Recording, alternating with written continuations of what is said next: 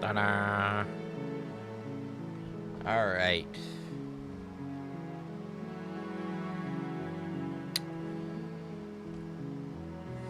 Hello. Good day to you.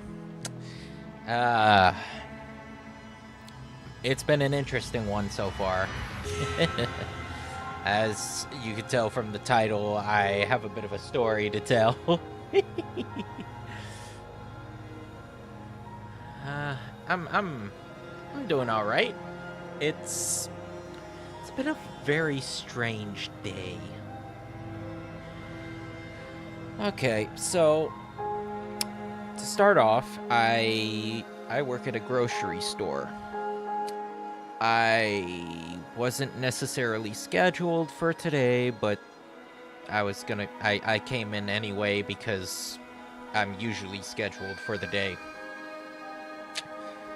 And I've been feeling a little bit under the weather these past couple of days.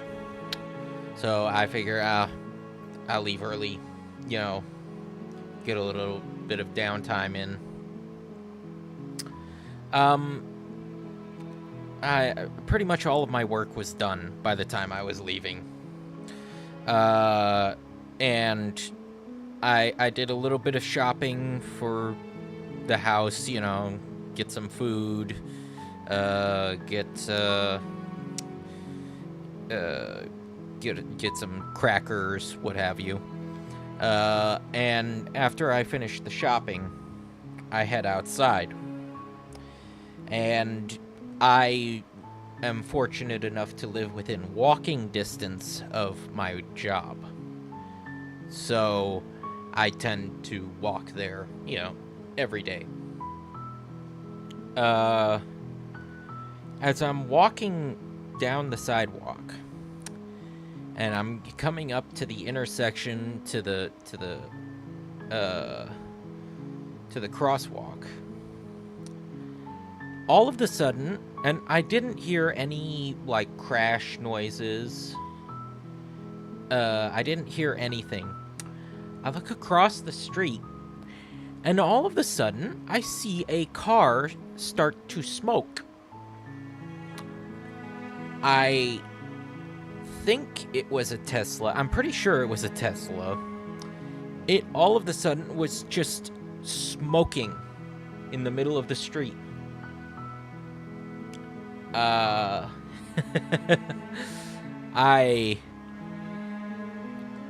My phone isn't set to go to the local authorities, so I kind of sit there and I'm just like, oh god, what do I do? What do I do? Fortunately enough, there's a police cruiser nearby to start blocking off everything, and I'm pretty sure at that point they have hold of like fire department, what have you. But all of a sudden the thing just like catches on fire. Like it doesn't like it doesn't start on a slow, you know, rise. It just all of a sudden just from the front end. And I'm sitting there like, oh god, yeah, because I kind of have to walk down. I kind of have to walk around that area to get back home. I'm like, oh, this is gonna be uncomfortable walking past this. And like, I looked around to just check everything. The driver was fine. He was running to the nearby gas station to get a fire extinguisher. And boy, when I say that he was running, I could swear he would have qualified for the Olympics. The man was on the move. he ran over there. And by the way, the gas station in question is brand new. It's still under construction. It's not even finished yet.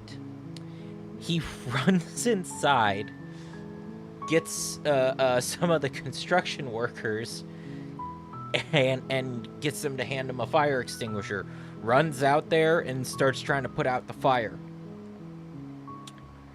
Now, this whole time, I'm watching the front end of this Tesla just melt. Just like there's nothing you can do at that point. I felt bad for the guy, but I was just like, there's no saving this. And I, on top of that, I had frozen groceries too, so I was just like, well, there's police there, there's probably, fire trucks and that on the way. There's nothing that I can really do. So I continue to walk back home. As I get to the next corner, I look back, and now it's no longer just like gray smoke. It's pure black. It's pitch black smoke. And I have seen 3 police cruisers and no fire truck. And I'm just like, now I'm just like, oh no. So basically, what I figure what they decided to do is that they decided that all in all, it'll be better if they just let it burn out. It's life, but it's like, at the same time, I'm like, what? How random, I leave early because I want to take a chill pill, and just relax, let everything simmer down. And then I walk out to a literal fire. Like, I was sitting there having to think, is this some kind of bitter irony? Like, yeah, is this some kind of joke? Yeah. Like, I felt bad for the guy, but like, even when talking to like family later, they were just like, well, he should have had a fire extinguisher in his trunk. We always did that. But hey, it's life. But I was like, and that's the story. But I was like, how completely random or ironic. I'm leaving work because I'm just like, I'm exhausted. I'm gonna have a short day. I put in my hours, I did my tasks, everything's fine, head home, and then just encounter a disaster. It's so bizarre, but it was something I felt was worth sharing. So yeah, that's been my day.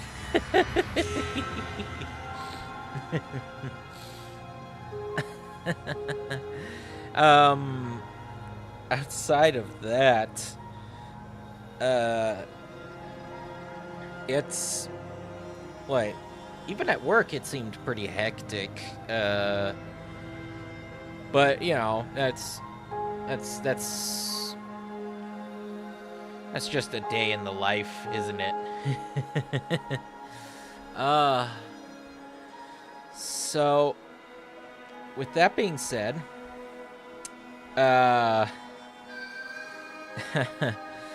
on my day off, I got some time to watch, well, more rewatch ReZero with the third season of that coming out.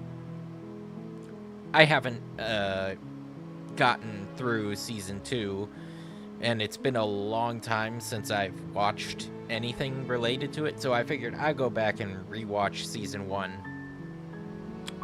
And then I got to thinking, well, you know, speaking of stuff that it's like a person looping through time to accomplish a goal.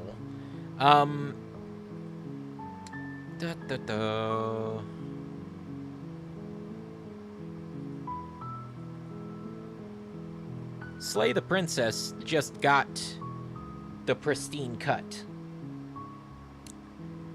And I was like, huh, that's very thematic.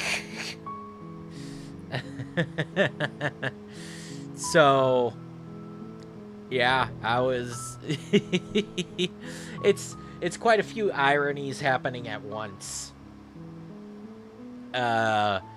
Considering everything. I was like, huh. This is turning into quite the day for me. Apparently today came with a theme, and nobody informed me. But hey, you know, we're gonna have fun with it, as we always do. So yes, with that being said, and there is a continue there. I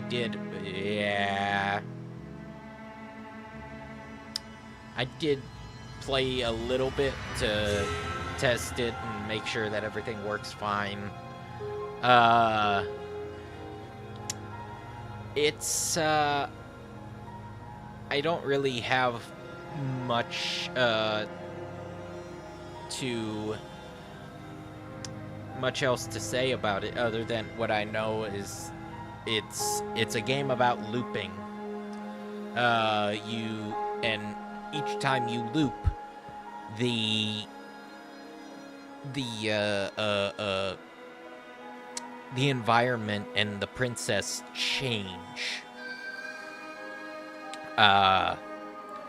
Very much, from what I can understand, it's very much what you think is what you get. Like, because I got a rather rare one, apparently, when I was just playtesting it, you know, to see if everything would work. Called What Cannot Die, Cannot Die, Cannot Die, Cannot Die, Cannot Die, in which you basically, you fight the princess, and she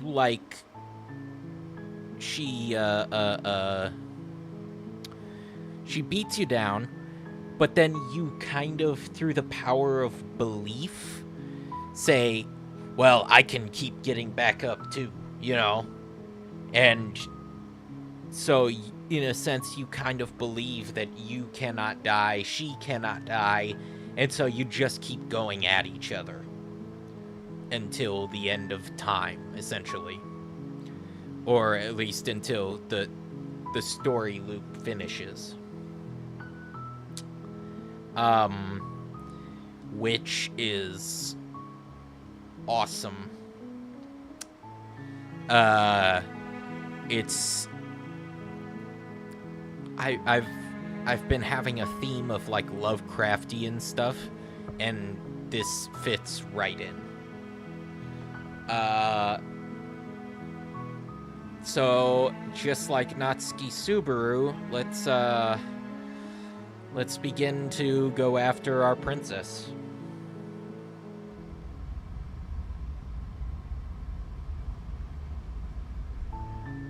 You're on a path in the woods, and at the end of that path is a cabin. And in the basement of that cabin is a princess. You're here to slay her. If you don't, it will be the end of the world.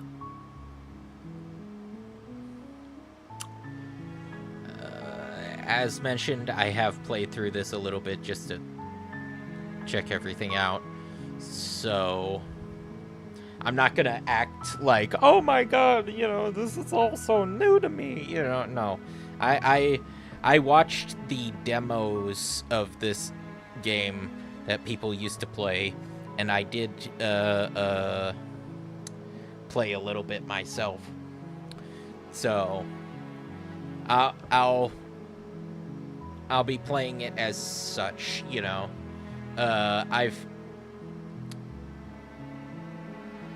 I'll tell you out right now, I don't really trust the narrator.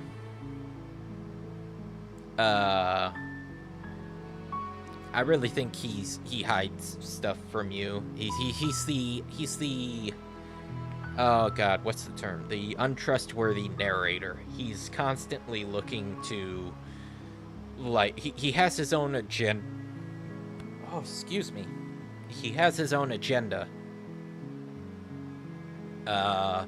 And he's telling you just enough to get you to move in the direction he wants, but not enough to make an educated decision, shall we say. But the end of the world, what are you talking about? I'm talking about the end of everything as we know it. No more birds, no more trees, and perhaps most problematically of all, no more people. You have to put an end to her. And I probably won't be saving all that much just because I understand how the looping system works. So really, at the end of the day, like, by you like, I'm not gonna say that choices don't matter. In fact, they matter quite a bit. But because you can always go back down a certain route with a minute change, you can get a different outcome. So you can still experience the different experience you want to have, but there's no need to, like, save scum it, which I actually really appreciate in games like this. But how can a princess locked away in a basement end the world? Don't linger on the specifics. You have a job to do here. Just get in there and do what needs to be done. We're all counting on you.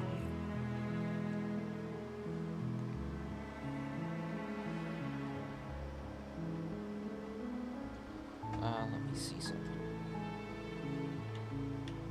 Oh, that works. Look, Do you you're have any already on the evidence to path back that leads that to up? the cabin. Why would you be here if it weren't to complete a very important task? You've made it this far, you might as well reach the end of your journey.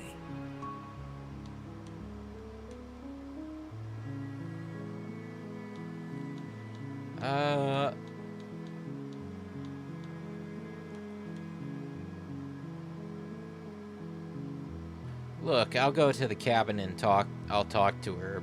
And if she's as bad as you say that she is, then maybe I'll slay her.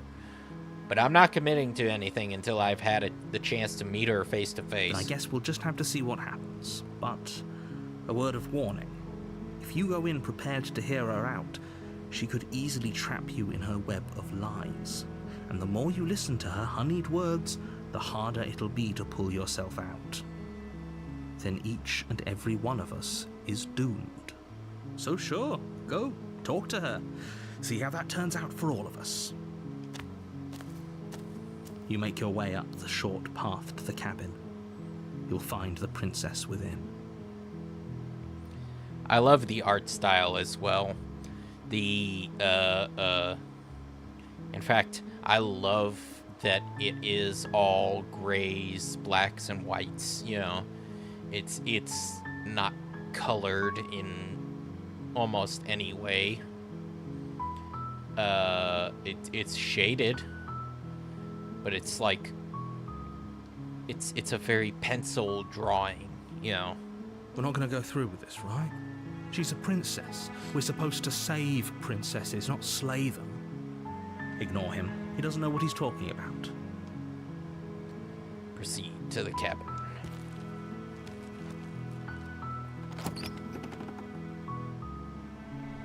The interior of the cabin is almost entirely bare. The air is stale and musty, and the floor and walls are painted in a fine layer of dust.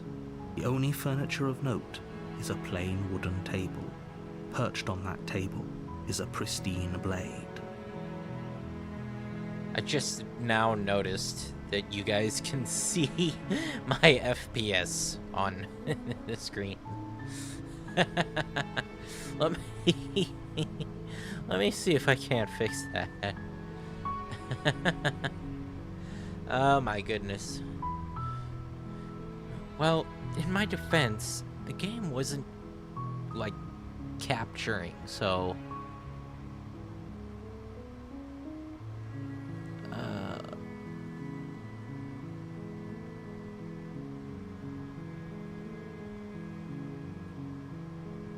there we go. Did I fix it? Yes, it did. All right.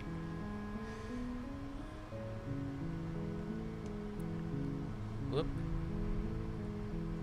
There we go. The blade is your implement. You'll need it if you want to do this right.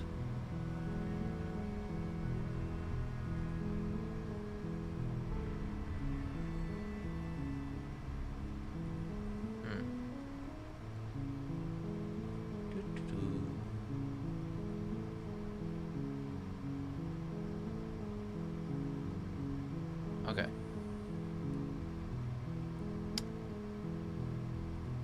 Sorry, I'm fidgeting around with stuff in the background.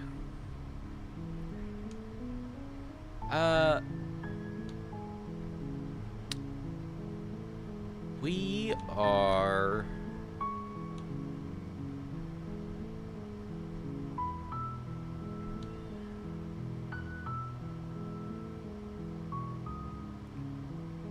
we're gonna enter the basement. The door to the basement creaks open, revealing a staircase faintly illuminated by an unseen light in the room below. This is an oppressive place. The air feels heavy and damp, a hint of rot filtering from the ancient wood. If the princess really lives here, slaying her is probably doing her a favor. Her voice softly carries up the stairs. Hello? Is someone there? It's hypnotizing. It's the kind of voice you only have to hear once to remember it for the rest of your life. Don't let it fool you. It's all part of the manipulation. You're playing a dangerous game by coming here unarmed.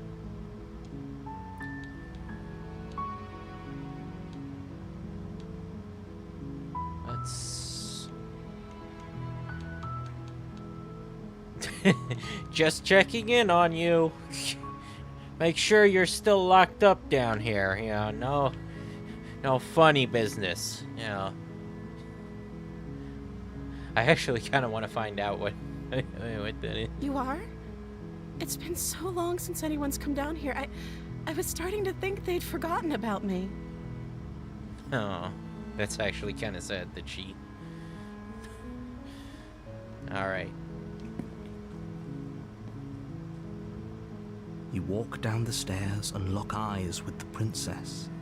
There's a heavy chain around her wrist, binding her to the far wall of the basement. She's beautiful. How could someone like this be a threat to anyone? I am begging you to stay focused. There's a lot riding on you here. Hi. Do you think you can get me out of these chains?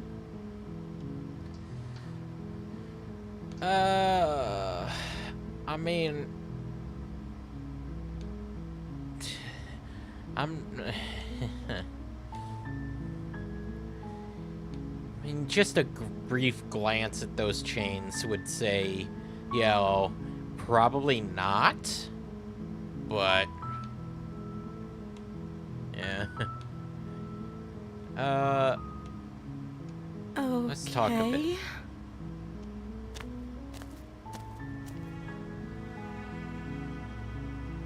What's your name? Oh, She pauses, carefully formulating her words before she responds. you can address me as Your Royal Highness. Or you can just call me Princess if Your Royal Highness is too formal. Is Princess her name or her title? What if it's both? Could you imagine being named Princess Princess? I mean, just imagine being named Princess Peach. Yeah.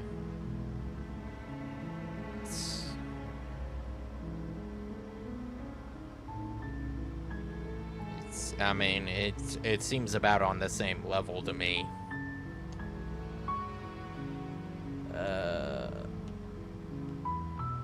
Not really gonna push that, I don't think.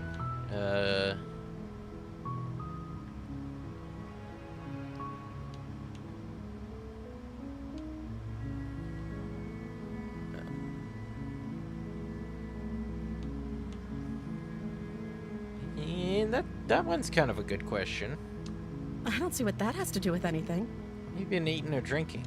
This is the only time this is ever going to happen, but I agree with the princess. That's hardly relevant. Okay, but actually, what has she been eating? She has to eat, right?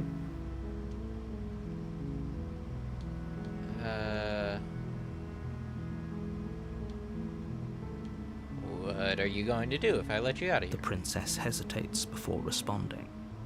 She doesn't know. She's been down here too long to have any idea of what she'd do in another life. She knows what she'd do. She's just searching for whatever answer she thinks you want to hear. Are you looking for the truth, or are you looking for the right answer? Because with the dynamic we have going on here, I don't think the specifics of what I do really matter. It's not like you'd believe me.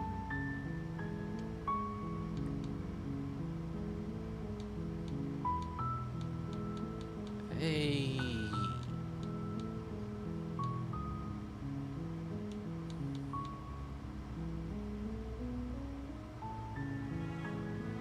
Huh.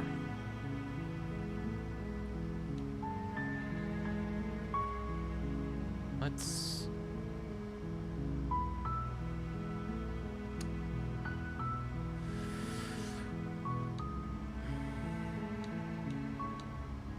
Yeah, don't make me regret this. Only making this more difficult.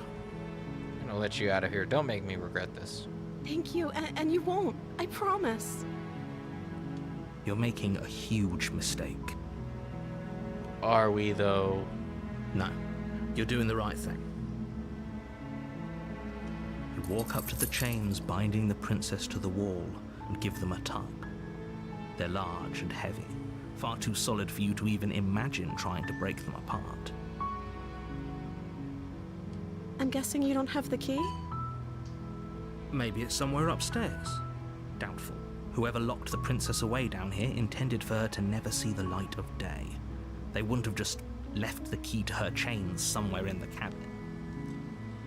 I mean, you know, if puzzle solving games have taught me anything, you know, sometimes people just left it somewhere convenient. So, you know,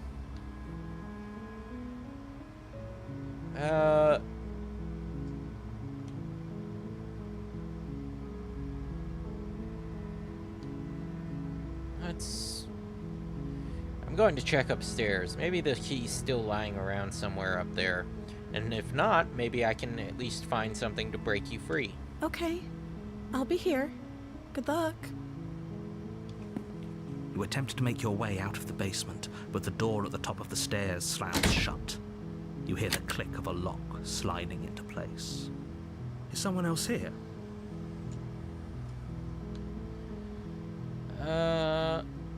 Try You the try door. the door, but it's locked from the outside.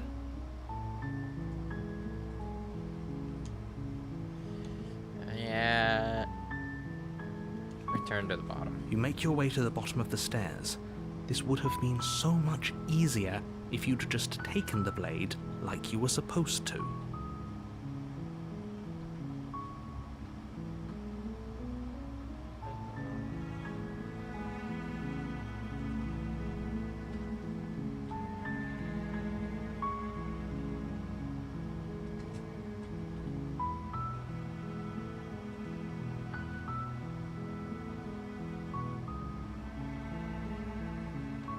Okay.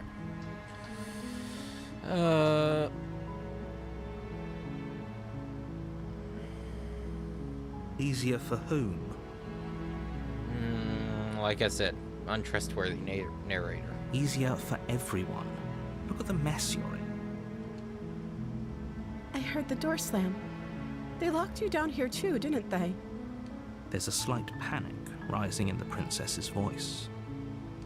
If I could just get out of these chains, I know we could force our way out of here together.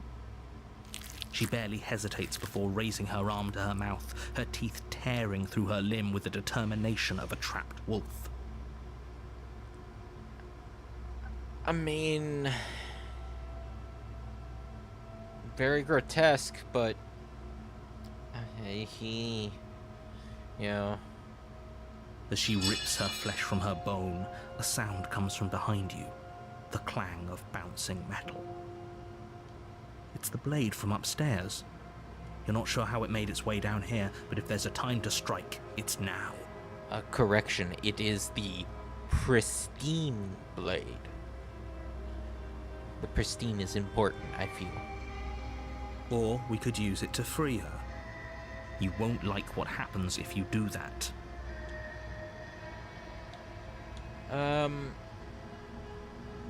Save the princess. Fine.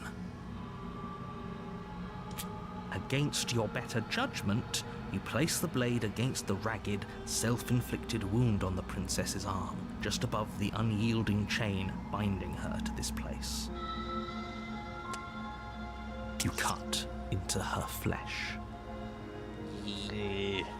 The blade is sharp, and it takes little effort to crack through the bone of her arm. Her limb falls to the ground, and the heavy chains follow suit. She didn't so much as utter a sound through the whole ordeal. No, she didn't. She smiles softly as her gaze meets yours, blood from her wounded arm dripping rhythmically to the ground. How is she still smiling after everything? It's like she isn't even bothered by what just happened. Yeah. Thank you. Now let's get out of here. Let's approach the locked door. We won't have any of that. The stakes are too high. You can't just let her escape into the world. No, I can't just let her escape into the world. As the princess approaches the bottom stair, your body steps forward and raises the blade. Wait, this isn't fair. You can't just do that. Watch me. What are you doing?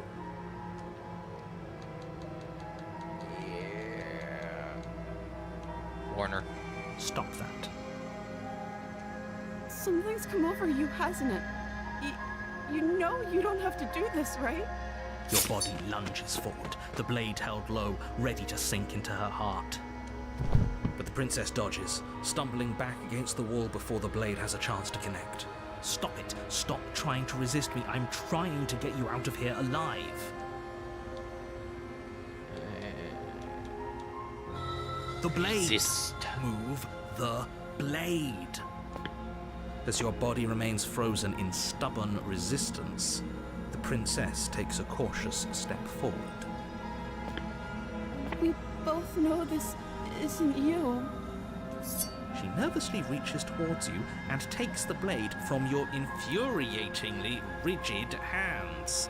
What are you doing? I'm sorry. I'll try to be quick. She plunges it into your chest, tearing through flesh and sinew. It is agony. But you aren't dead yet. Oh no, I'm so sorry. Stay strong. We can tough it out until it's done. For her sake. For her sake? Don't you start pretending that dying a painful death is some sort of heroic gesture. The two of you have literally doomed everyone. Whatever. She sinks the blade into your chest again and again and again, and you feel every inch of burning pain that slices its way into your body. Let me see something. Doo-doo-doo.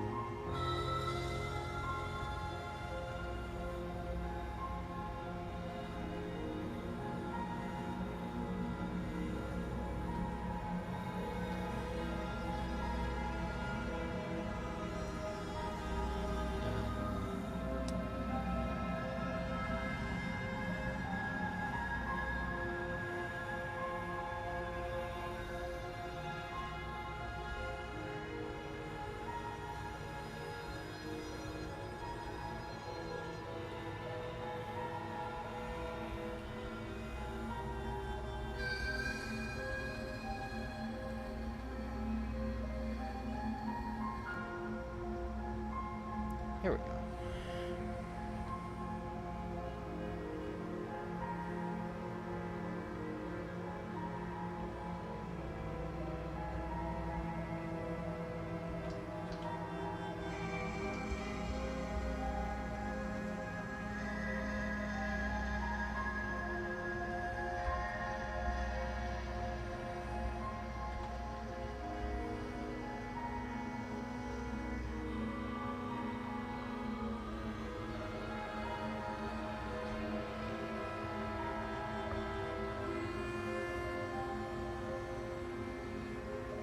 All right.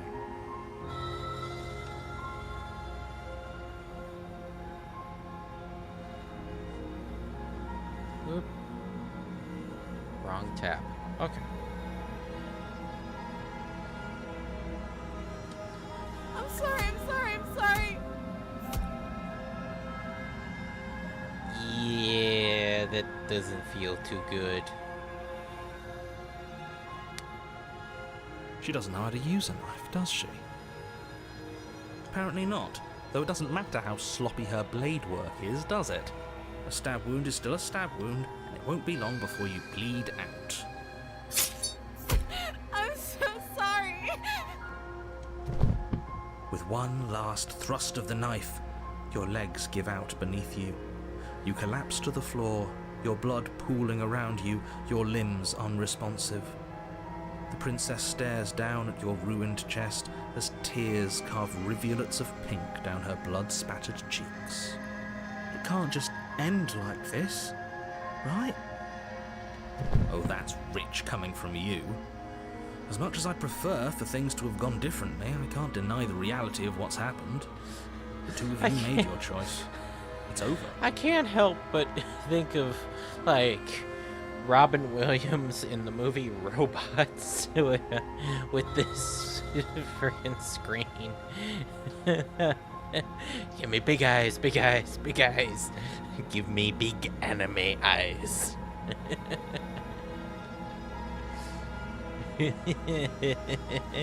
Everything goes dark, and you die. Is it just me? Oh. Chapter 2, The Damsel. You're on a path in the woods, and at the end of that path is a cabin.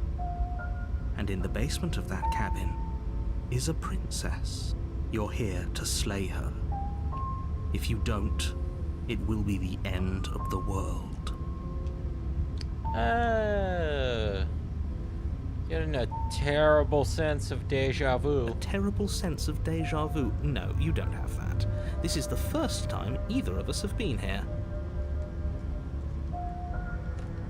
Yeah, you know, you can say that all you want, but nobody knew Natsuki Subaru was resetting either. If he doesn't remember what happened, then maybe it's best to keep it that way. I mean, imagine if Subaru had these voices in his head. Yes, he didn't approve of us last time, did he? If we're going to save our beloved, we'll have to be sneaky about it. +1. Our beloved? Yes, you'll have to be very sneaky about your intentions if you're going to try and save the princess. Ah, so all of the cards are on the table. Then you should know that we and the princess are in love, and the four of us will be foiling any and all assassination attempts you've got in the works. Although Natsuki Subaru might just be crazy enough that he already has these voices. We'll see about that. Whatever you do, just be sure to ignore him specifically. It sounds like he's the sort who'd sacrifice the whole world for a peck on the cheek.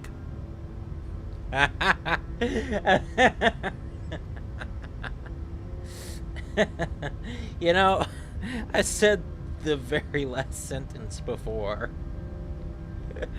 And that line exactly summarizes Natsuki Subaru's character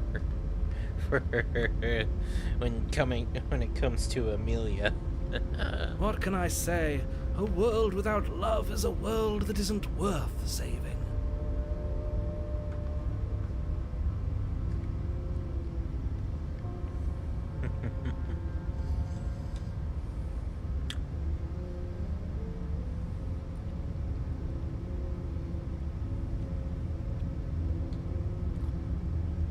Proceed to the cabin.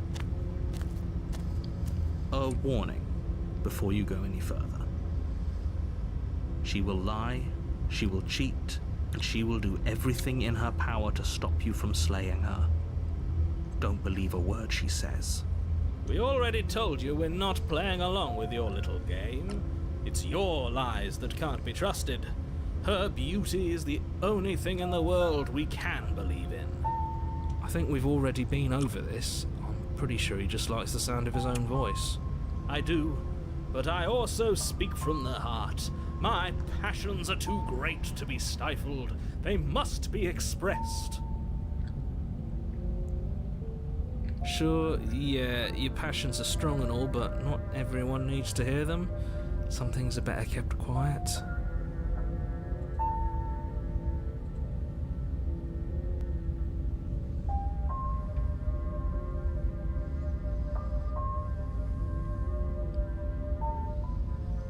Don't pay their bickering any mind.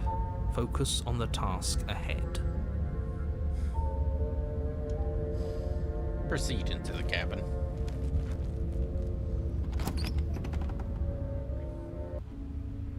The interior of the cabin is clean and elegant, its stone walls draped in fine threaded tapestries, a prison befitting a royal prisoner. The only furniture of note is an ornate wooden table with a pristine blade perched on its edge. The blade is your implement. You'll need it if you want to do this right. And welcome to the changes already. Oh my goodness. He didn't say anything about the mirror on the wall. That's because there isn't a mirror. There's a table, the blade sitting on the table, and the door to the basement. There's nothing else in here. There's definitely a mirror. There isn't. I'm sure the princess would tell us there was a mirror if she were up here. In which case she'd be lying to you because, again, there isn't a mirror. Uh-huh.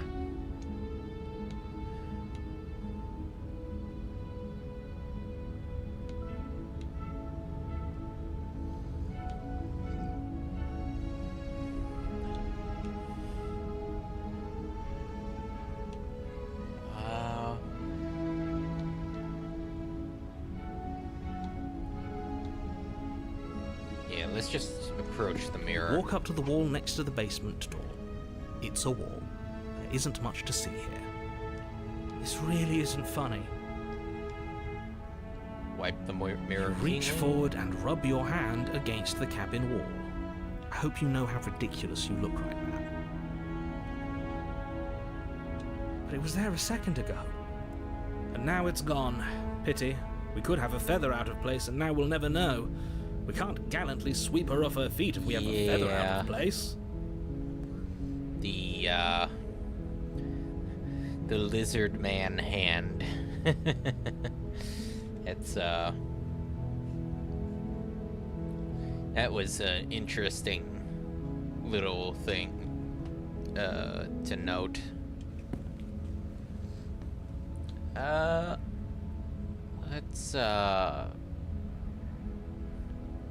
Let's just enter the basement. Let's continue with the pacifist run. The door to the basement creaks open, revealing an intricate stairwell. Gold-trimmed carpet glimmers in the light of the torches positioned along the walls. The basement almost seems welcoming in the dim firelight. But it's still a stone basement. If the princess lives here, slaying her is probably doing her a favor. Uh-huh, sure. A soft voice carries up the stairs. Hello? Is someone there? It sounds even cutesier than last time. Her voice. It's somehow even more beautiful than last time. I can hear wedding bells already. I've held my tongue till now, but you're taking this a little too far. We barely even know the princess. We can still do right by her without all this over-the-top fawning. Yes, for everyone's sake, you're not in love. Just remember that her charms are all part of the manipulation. You walk down the stairs and lock eyes with the princess. There's a heavy chain around her wrist, binding her to the far wall. I'm sorry, I want to take note of this. Look around her. Because everything else looks very 3D, three-dimensional, very good. She looks like a paper cutout. My love, we're here to rescue you from your unjust and foul imprisonment. You know she can't hear you, right? She may not be able to hear my words, but surely she can hear my spirit. Oh, your spirit's plenty loud, all right. Yeah, I kind of... It's sad when I agree with the narrator. Let's continue. It's you, my dashing hero. I was so worried you wouldn't come back. Did you hear that? She said we're dashing. And she called us a hero. Stroking both of their egos, huh? Flattery really goes a long way with the two of you, doesn't it? Waiting for you to come back. I didn't want to believe your ravings back in the woods, but this is next to incontrovertible evidence. You've been here before. I mean, it'd all be so much easier if you just accepted things when we tell you them. That's right, villain. And you killed us. Well, she killed us. Only because he made us try and kill her. It was self-defense. Our beloved's hands remain unstained by cruelty. And you've died before. So an entire world has been damned to oblivion. I'd really hoped I'd be the first, but what's done is done. What matters is you have a chance to do it right this time. We damned a whole world. But everything reset. Nothing resets. You're just somewhere else. And you can't keep hopping between worlds forever. Especially not without leaving a trail of incomprehensible devastation behind you. This is horrible. Imagine if, like, Subaru's ability basically worked like that. Like, every time he died, the world continued on without him. But it's... And again, I haven't gone past Season 1, so I don't fully understand it. But if his return by death is essentially, he's not rewinding the clock, he's jumping to a next timeline. And the timeline from before is still it still goes on. It's just that this his consciousness goes to the next vessel. I'm sorry. Didn't you want me to? Did we? She made the best decision for her. Don't be so quick to assign. Hold on. What was it? You killed me last time, and it hurt a lot. I completely blanked on the button press. Okay. Did you want me to? Did we? We warned her of the cruel forces seizing our body. That's practically telling her to kill us. She's our beloved, and she made the choice to free us of our misery, to show us mercy and make the best decision for everyone. Made the best decision for her. Don't be quick to assign kindness. You're just opening yourself up to manipulation. I kind of agree with the narrator on that one, but in bringing the knife, do I have to cut you out again? I'm okay with whatever you come up with. You can cut my arm off again. We won't be laying a finger on her perfect That's wrists, unsettling, the and way indeed, she said that. We won't even have to. Do you see how dainty her hands are? We'll be able to slip her right out with no harm done. What? No, she's a prisoner here. You can't just slip her hand through the chains. Why are you two arguing over the logistics of slipping her hand out of her shackles? She just said she'd be okay with any idea we came up with. Am I the only one here who thinks that's weird? She didn't care last time. Why should she care this time? That's our stoic, smiling angel.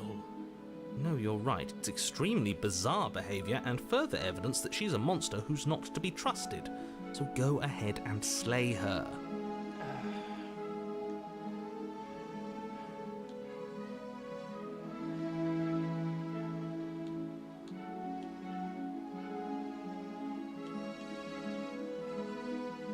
What happened after I died?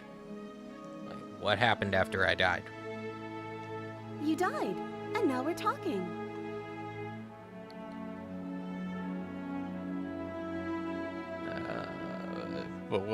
But before we started talking, did the world end? Did you end the world? I don't know. Was I supposed to have ended the world? Would that have made you happy? Isn't that just like our darling princess? She wants to make us happy. My heart melts further with every word that passes through her beautiful lips. Are you listening to her? That's a confession.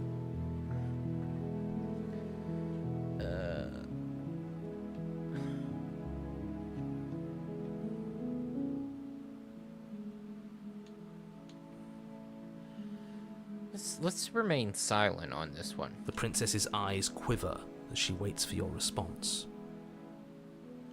I didn't end the world? I didn't end the world. She's clearly just saying what she thinks you want to hear. Or she's innocent. How could a beauty like her be capable of ending the world? It's not rational. If another version of me was pushed to such drastic action, it was for good reason. That's okay. You were just doing your best, and that's all that matters. She took that in stride, to a surprising extent. An almost unsettling extent, actually. That's because she's perfect. Do you think she has someone like him telling her what to do? She doesn't. There's no one else like me. I think he's right, because I like it better if she doesn't have some horrid little voice like him, always trying to drive her to violence.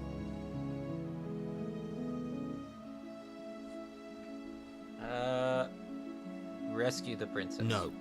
I can't let you do that. If you take another step towards the princess, You'll what? Take over our body and force us to try and kill her? I would if you had a weapon. Not on my watch, villain. My passions contain titanic depths, and if you try anything that might harm our dearest, I will end our life without a second thought. You wouldn't.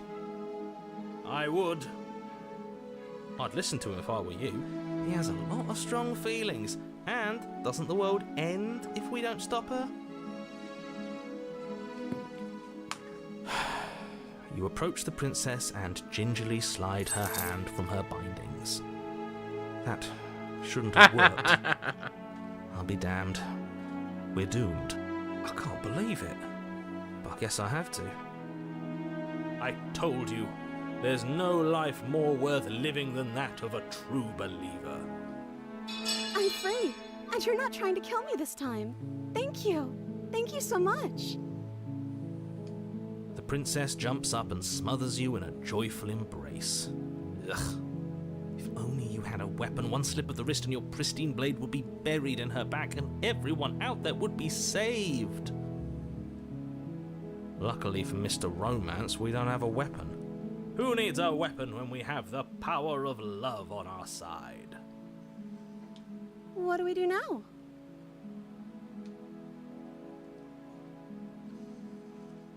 What do you want to do? Let me guess. End the world? Spoken with the rank cynicism of someone who has never felt love in his heart. I don't actually know. Nobody's ever asked me what I wanted before. I mean, you sort of did last time, but this is different. She doesn't even know what she wants. You may have had her all wrong. What if this whole thing is just a misunderstanding? What if she doesn't want to end the world? You're so gullible. Is the only thing you've ever doubted the actual truth?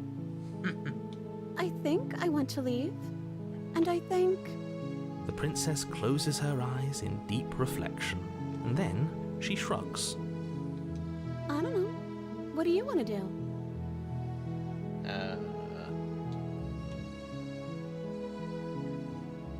I want you to tell me what you want. I just want to make you happy. She can't just want to make us happy. It makes sense to me. That's all I want for her, so of course she'd want the same for us. She's getting more paper, like... There must be something you want. I just want to make you happy. Oh god, the big anime eyes are back. Broken? What's going on? What's going on is she's lying to you, only she isn't a good liar. Are you starting to trust me now?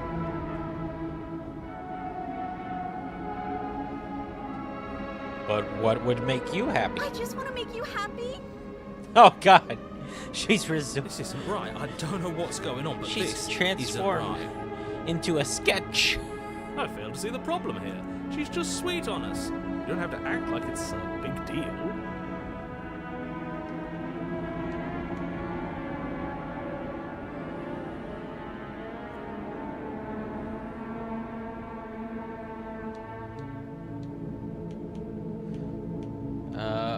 Clearly something is happening here, and I'm very scared. What if we don't do anything? What if we just stay here? Nobody gets hurt, and we just figure out a way to be happy together. Oh, is that really what you want? If you think that would make you happy, then... Her eyes dart uncomfortably to the corners of the room. Interesting. I guess we could do that. Oh, at least she's normal again. Normal again. Can't you tell she's sad? She's distraught. This is unacceptable. No, it has to be him. It has to be this place. If we just made these walls more fitting for a princess, if we just say the right things, if we just showed her the contents of our heart, she'd be happy here. Oh no. As the voice thinks its thought, your hands raise, fingers pointing towards your chest, and then... What? No, you absolutely do not do that. Oh, but I do. What? What is he doing? We can't see unless you tell us. Are you sure you want to know? I suppose I can't stall forever. Out? You plunge your nails into your chest, digging deep, grasping for a handhold. And you find it, your fingers curling around your ribs. Oh no, what are you doing? Are you okay? You can't do that and be okay. Time out. He should not be allowed to do that. He's not the decider. Ew. And yet, it's done, isn't it? It will be soon. You yank violently, your bones cracking with wet pops as you pull yourself apart inch by painful inch. Smitten, you are one Your exposed dark. heart, framed by jagged ribs, thumps rhythmically in your raw, bloodied chest. The loosened threads of your body unfurling to cover the surface of the room. Don't mind my... Oh, I see. You're trying to tell me something. Hold on. What it was? Don't mind my sacrifice. It's a fair price to pay to give her everything she doesn't know she wants. The princess, mesmerized, reaches towards your beating heart, and then everything goes dark and we die? Yes. Huh. Happily ever after. You're on a path in the woods. Mate, we're clearly already in the cabin. Excuse me? You're clearly... Oh. Huh. So you are. How do you know about the cabin? I didn't get to the cabin part of my opening monologue yet. We've been here before. Well, not here, but I'm sure you know what I'm talking about. You knew about the loop-in last time. Not that he was eager to divulge that. I just want to say that was a brilliant delivery from the voice of the hero. Mate, we're clearly already in the cabin. Right on cue, here's the new guy. Welcome! I can't say I'm happy to be here. This is a bad place, all stale and wrong. Can't you feel it? Okay, yes, I get it. You've been here before. That's terrible. You know that, right? Because the only reason you would have been here before is if you failed in whatever world you'd come from. Meaning you doomed an entire other reality. But I'm sure since you're so well-travelled, you know that, yes? We know that you keep telling us that, but we've never seen a world end. As far as I'm concerned, that whole conversation is just noise. And I'm stuck on a better question. Where's the other one? The other one? Oh. Yeah, a certain lovesick fool has been suspiciously quiet. One might even say, absent. Oh. You're right. It's a little quiet here, isn't it? Maybe that's one of the rules. Maybe only one bonus voice is allowed to be here at a time. Bonus voice? I'm just as important as you are. I'm not saying it's a bad thing. All I'm saying is that it's my third time here and it's your first. You're not unwelcome, but from my perspective, you're definitely bonus. I'm going to describe the room now. The interior of the cabin is vast and regal. High arched windows line the walls, their multicoloured glass casting kaleidoscopic patterns across the stone floor. An iron chandelier hangs from the vaulted ceiling, its many candles lit with flickering light, vaguely illuminating the massive room. This is a house fit for royalty. Before you, there isn't a blade, is there? That's not good. Oh my god.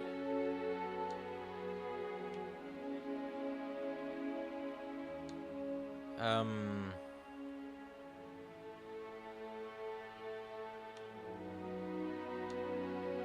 don't know which one to pick.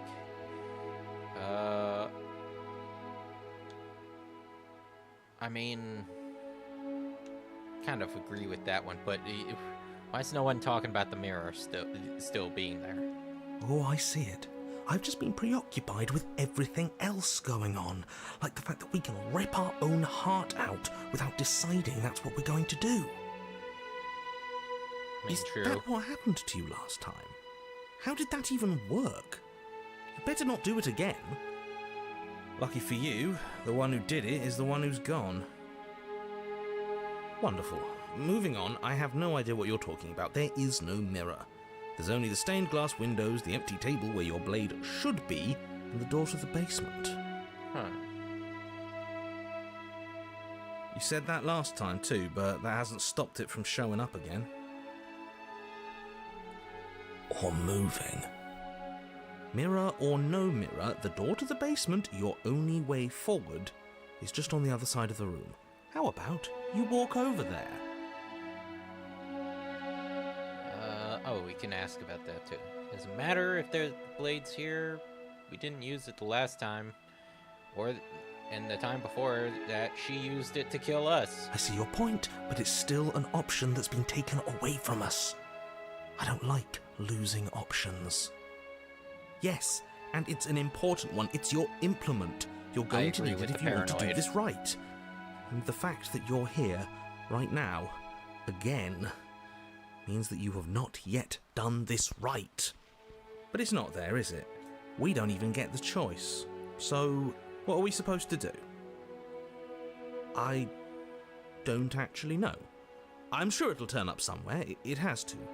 It's part of the whole structure of this place, I think.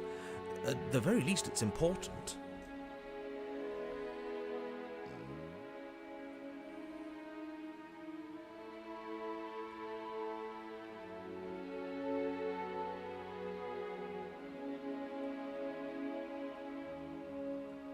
There we are. Okay.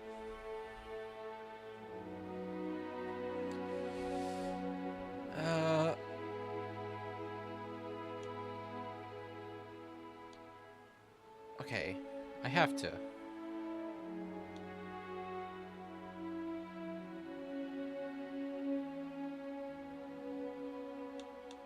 I know I said I wouldn't save Scum, but...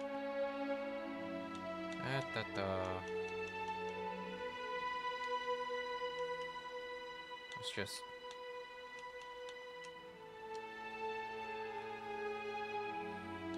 Let's approach. You cross the room, stopping just in front of the door to the basement. What is this about that supposed mirror? Just reach forward and fumble around a bit. I'm sure you'll find the handle. Well, shall we have a look at ourselves? Maybe it won't go away this time. Reach forward. You reach forward, your hand instinctively wrapping around the handle. Figures. And then you push the door open. Marvellous. We can proceed. Well, how exasperated It would seem that the stairs to the basement don't lead to a basement at all. Rather, they go up. They're draped in fine carpet, too, one that feels pleasantly soft against your feet. If the princess lives here, slaying her would probably... no, that doesn't work here at all. This place is nice. It's fancy, even. I have to say, whatever you did in your previous lives, I deeply dislike how much it's thrown me off my rhythm. Well, if all of this has thrown you off your rhythm so much, then maybe we don't have to slay the princess. No, you absolutely do. Just because she lives in a nice house doesn't mean she doesn't pose a direct threat to all of reality. It's in her very nature. Am I the only one who remembers how much she changed last time? Does she even have a nature? That is precisely why she poses a threat. I don't know, she got weird for a second, yeah, but she didn't change that. We have to move on. This is a wildly dangerous line of reasoning. No, you can't just say that and not... Her voice, gentle and warm, with an undercurrent of fatigue, rolls down the stairs. You're home. Fatigue. Dinner's ready. As much as I desperately want to know what happened last time, we are not going to examine it. The more we think, the worse this gets. Why are you so on edge? This is much nicer than what we're used to. I'd like to have dinner. Dinner sounds nice. That is the problem. This isn't supposed to be nice, and she's supposed to be a prisoner. I need to stop talking. I need to stop talking. Just go upstairs, okay? And don't eat the food. This hall, like the one below, is grand and beautiful. Torches bathe the room in warm, comforting light, just enough to illuminate the tapestries along every wall, woven with scenes of chivalry and courtship and romance. Madam, what is that behind Many cloth you? eyes are fixed on each other, gazes averted from the long table in the center of the room. The princess, seated at its far end. Your pristine blade glints in the weak torchlight, hanging from a golden chain around the princess's neck. So that's where it is. And the tip is already pointed right at her heart. Okay, everything is falling back into place. All you have to do is cross the room, push down a little, and the entire world is saved. That's easy. Isn't that suspiciously easy? There has to be a twist. There has to be something waiting for us. You saw what happened to her last time. She's not what she seems. You're here. Now we can start being happy together. Why don't you sit down? Wouldn't that be nice? As the words leave her mouth, the torches flare and a chair swings in from behind, knocking your legs out from under you. You're forcibly seated at the head of the table. Isn't that better? It is better, right? Yeah,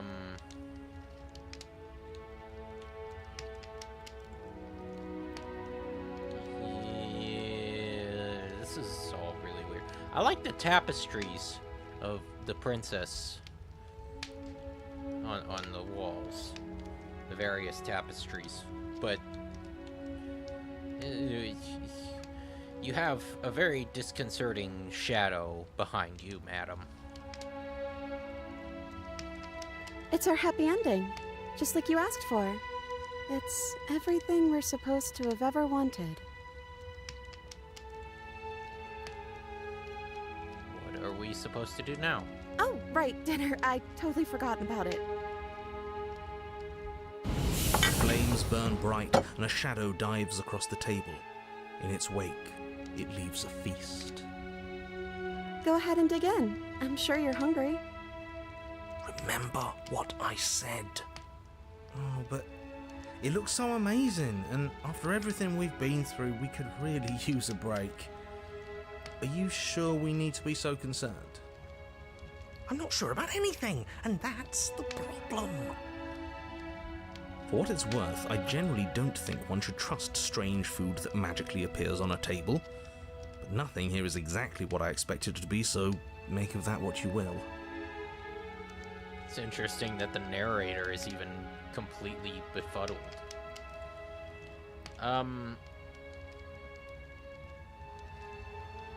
Curiosity has me. I'm gonna be the contrarian to the paranoid here. You begin to feast, and the princess follows suit, her soft smile never fading. The food is more exquisite than you ever could have imagined. You sample countless otherworldly dishes, sauces and bread and hearty stews whose tastes dance across your tongue. You tear at hunks of meat practically melting from the bone, juicy and tender and bursting with flavors you could scarcely begin to describe. Your cup fills itself again and again with a flowery nectar so sweet it tastes like glimmering jewels. This really is perfect, isn't it? It is the best meal you've ever had. But then it's over, and you're just as hungry as when you began. Uh-oh. Wasn't that perfect? We should do it again. A shadow washes across the table, clearing and replating. The feast is once again laid before you. The food is good.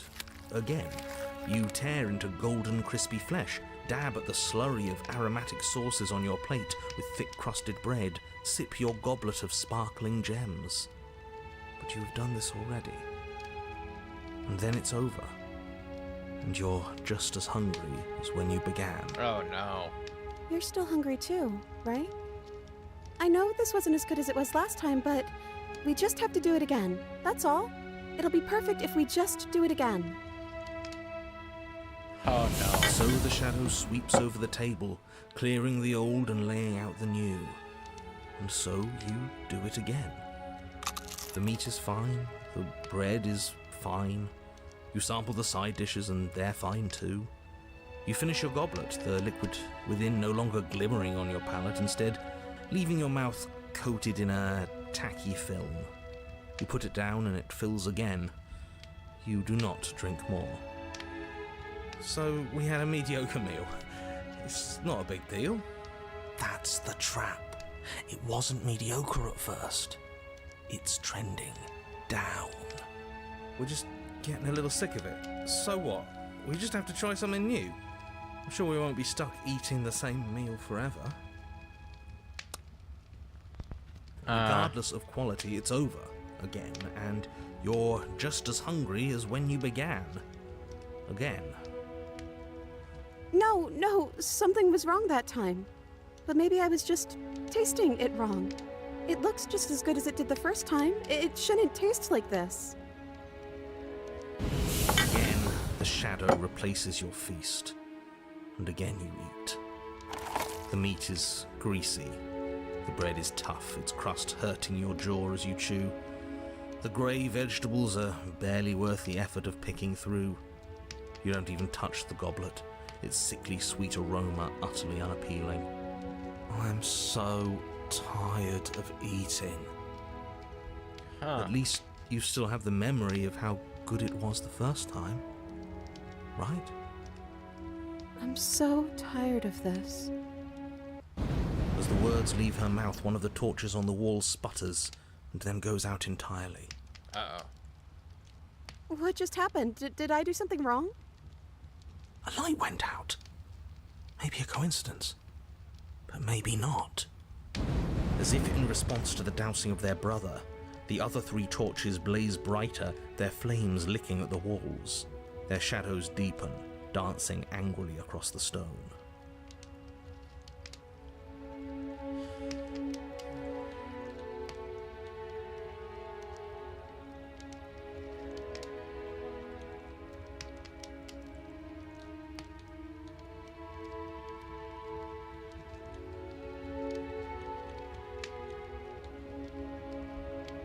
I think you just said something you wanted to say. But it was wrong. I took away a piece of our light. I'm not supposed to do that. I don't want him to be upset with me. Him? He's the voice that whispers sweet nothings in my ear. I think he made this place for us. It all makes sense now. It's him, isn't it? He's making all this happen. He's the one who trapped us here. Who? Lovesick one, the one from last time. He's not gone. He's just with her now. He's the shadow.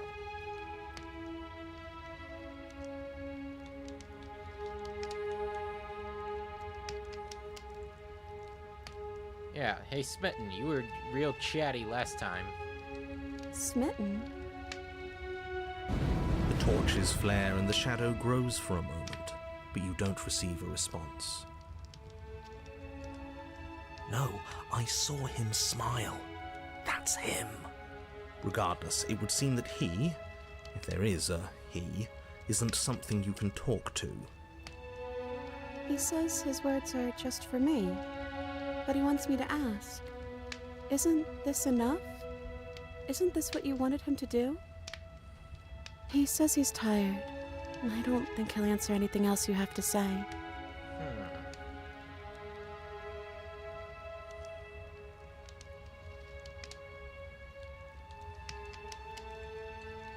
I don't know. Maybe we could play a game. Yeah, that's exactly what we should do. The flames roar, and the shadow comes dancing across the table. It leaves behind an intricate game, its pieces elegant and beautiful and enticing, its simple rules already apparent, even with little explanation. Huh. We can probably work together to figure this out as we go. That sounds like a lot of fun, right? Yet another waste of time. Why all the distractions? What are we being distracted from? That's the real game. I feel like I'm 2 steps behind. You're overthinking it, mate. I feel like this is just something to do. We might as well try to have some fun. You and the princess do indeed figure it out as you go. And what a game it is. The tension between turns, the triumphant highs of moves well placed, and the tragic lows of miscalculations and careless plays. The warmth of trust and the cool texture of deception. And then, the climax, as she places her final piece. Oh, I think we got the rules wrong. And so you start over.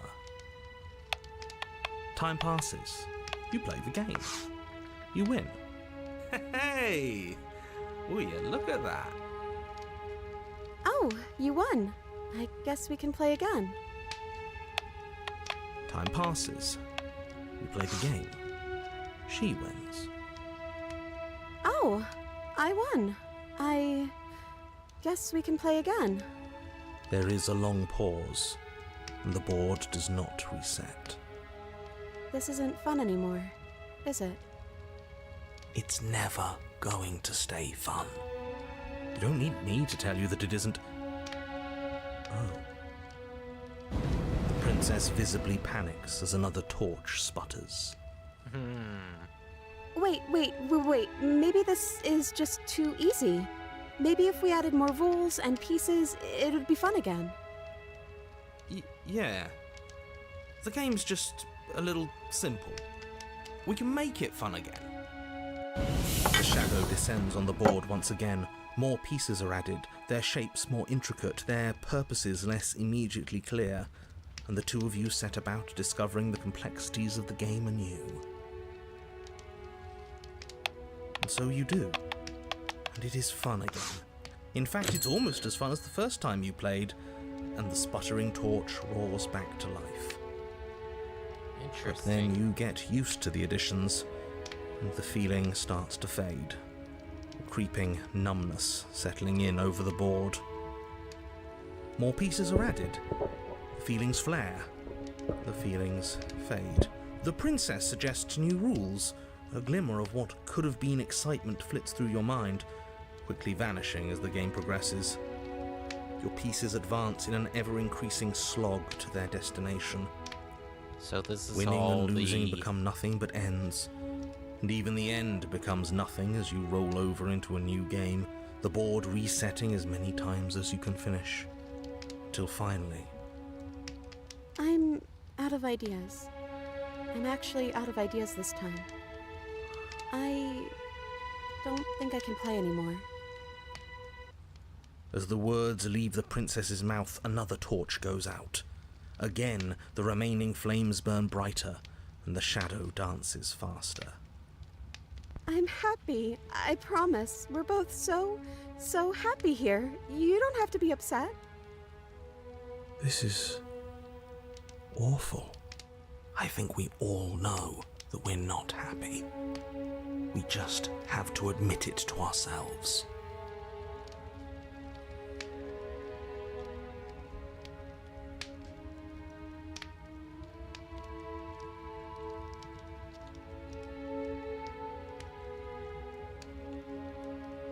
Are you actually happy here?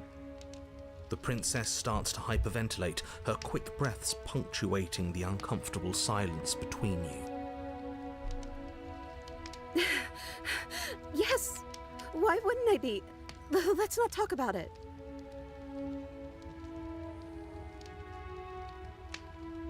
We need the truth. So what, the smitten is... Is this the smitten threatening her? What?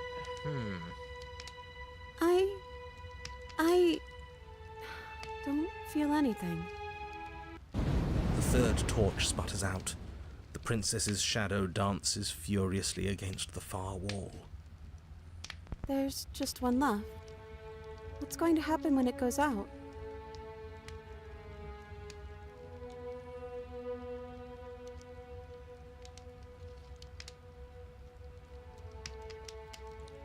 What would you choose? I think I'd like to dance under the stars. That sounds lovely. But there aren't any stars here. I'd have to leave. As she says that, the shadow rushes forward and tightens its grip on her wrists. I'm not happy here. I don't think I ever was. The princess sobs, burying her face in her hands as the final torch blows out. Uh-oh.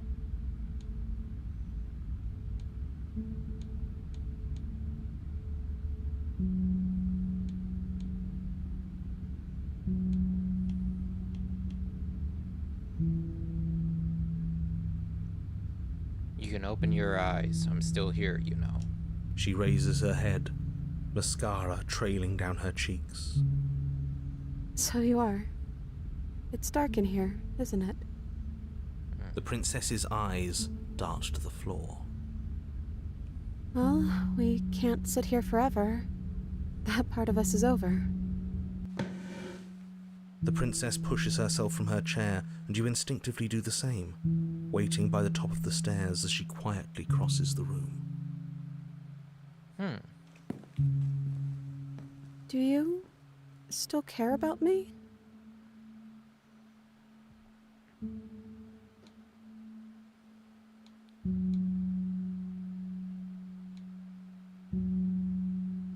It's a very interesting soundtrack.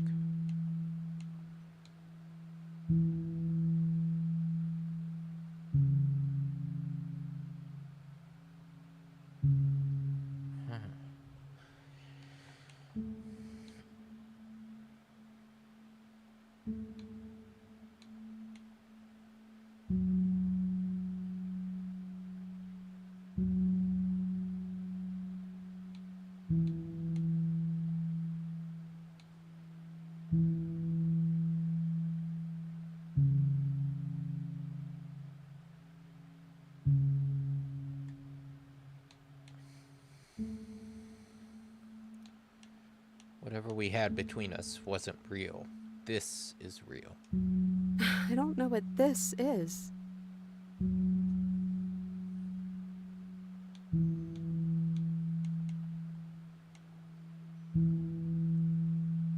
I'd like to find out. Me too. And I don't think we're going to find anything here. So, I guess it's time for us to leave. Offer her your hand. The music stopped. As the princess steps towards the stairs, you offer her your hand. The corners of her mouth curl into a demure smile, and she gently takes your hand in hers. She's cold, and a little clammy, but her skin against yours is the most real thing you have ever felt. You're offering surprisingly little resistance. If we leave the cabin, doesn't that end the world? It does, if he's telling the truth. Yes, well, I've seen my fairy tale ending, and I think there might be worse things than the end of the world. Really was just all meaningless blather then, wasn't it? Think what you will. I'm done fighting. You and the princess don't exchange words as you descend the stairs to the cabin's entrance. Interesting. And then the two of you step out into the world. I think this is the end of me, even if it's not the end of you. I hope this was worth it. Genuinely, I do. He's really gone, isn't he? Yeah. There's An itching in the back of my head that feels like it's finally been scratched. No more shadowy figures yanking at our strings. No more strings. I guess we're free. The stars are so beautiful. A quiet moment passes over you. A comfortable quiet. I meant it when I said I wanted to dance. She gently pulls you forward, and the two of you fall into graceful step. The only rhythm that guides you is the shared thumping of your hearts beating in perfect unison.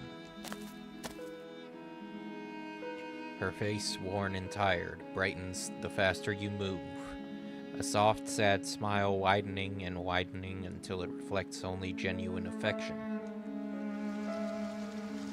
You send her out in a wide spin, and your arms stretch to their limits, only the tenuous grasp of your hand and hers holding you together. You share a gaze that feels like it lasts forever. Thank you for taking me here. This is nice, even if it's a little cold outside.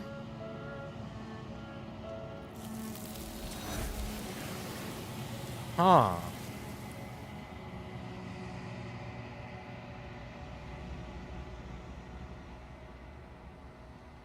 But you do not get the chance to respond. Something has taken her away, and it's left something else in her place. She's gone. Where did she go? Should we try and find her? And is that a mirror? Why is it here? Why now?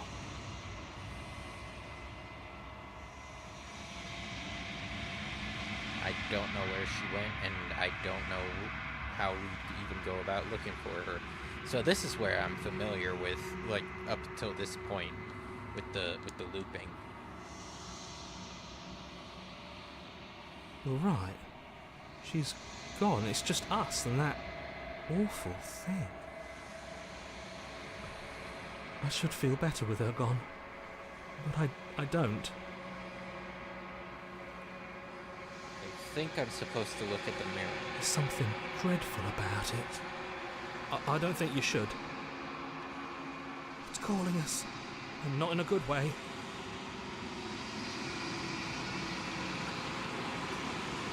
Approach the mirror. I'm begging you, don't do this.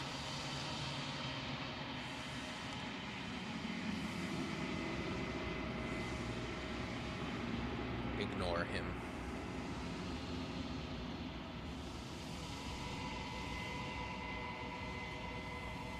Gaze into your reflection. Silence as you reach forward. They're gone, but the mirror remains. It's time for you to see what's in it. It's you. You are alone in a place that is empty. It is quiet here. Proceed to the cabin. You are at the cabin.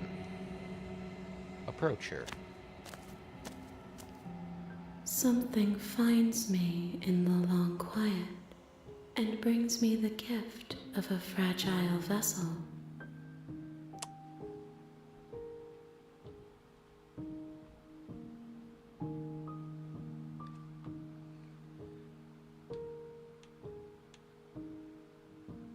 Yeah, this is,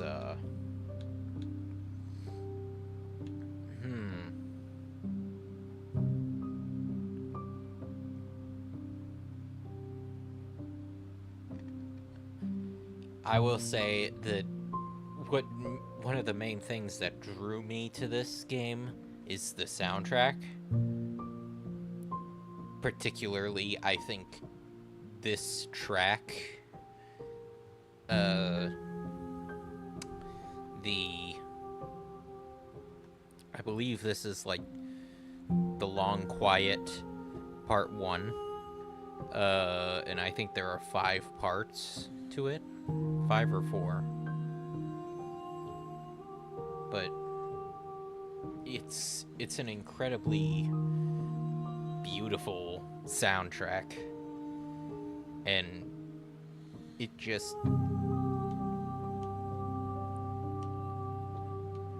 I mean, it's haunting too, but it's beautiful. What are I you? am solitary lights in an empty city. What are you?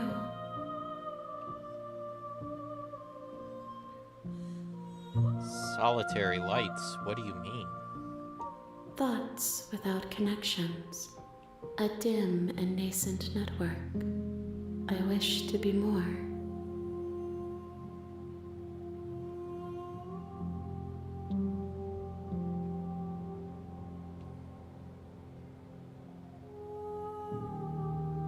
I don't know what I am. I think that you are like me. We are oceans, reduced to shallow creeks. Oceans reduced to shallow creeks. Well, given how, like,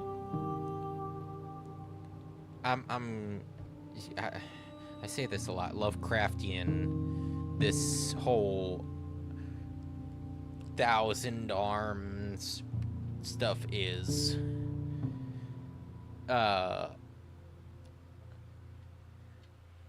she's saying we are like her, oceans reduced to shallow creeks. So she's saying that in some form where we are like, you know, outer gods or something. Because that's the kind of vibe that she gives off with this background. The gift of a fragile vessel. Yes, nerves and fibers to feel the worlds beyond, perspectives to make my own. This one is a songbird in a cage of gilded shadows. She will make for an honest heart. Do not mourn her. She has finally learned to sing for herself. She's finally learned to sing for herself.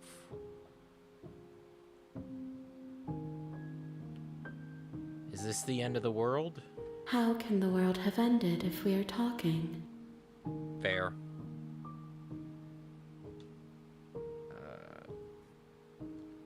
Let her out of there. I'm sorry. There are some changes that can never be undone. There are some tears that can never be unshed. This is not a place that can hold a fragment of a concept.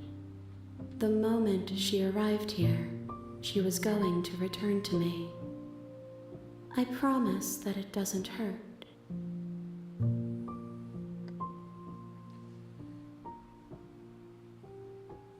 Do you know the narrator? You are the only thing I have ever known. The space we're in is vacant. Nothing comes here but us.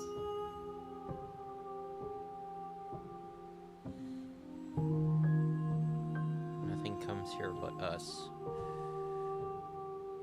Are you what sent me to slay the princess? Are you what trapped me here? I have only just now stirred to consciousness. I could not have trapped you here, and I too yearn to be free. I kind of figured that because the way that she says something finds me in the long it's like she was, the way it was said was like somebody waking up, you know, saying like, oh, you know, somebody who had been trapped woke up and found out that somebody found them. Do you know about the worlds beyond this place? I know only that they are.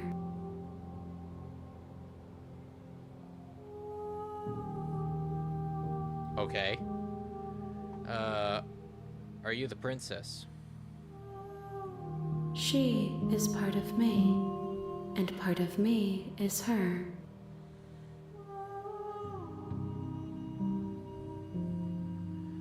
But were you always the princess, or are you just making her a part of yourself? You speak in circles. Does it matter where one thing begins and another ends? Do we know each other? You are familiar, but you are not me. I feel sadness, longing, hope as I witness you. What happens now? Nothing, as we are, but I know that there are worlds beyond us, and that we are meant to reach them. There is no exit, but this vessel is a creature of perception. She can make you forget, if only you believe her to be able to. Bring me more perspectives, so that I may be whole, and perhaps then we will know our freedom.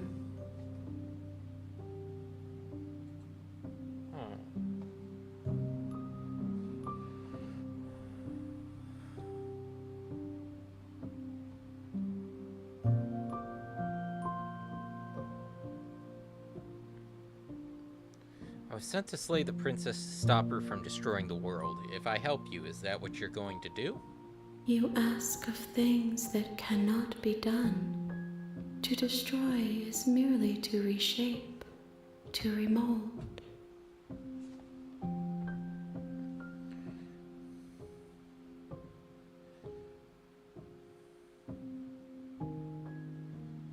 I mean, she's kind of right, but at the same time, I do have to say she's being semantic about it.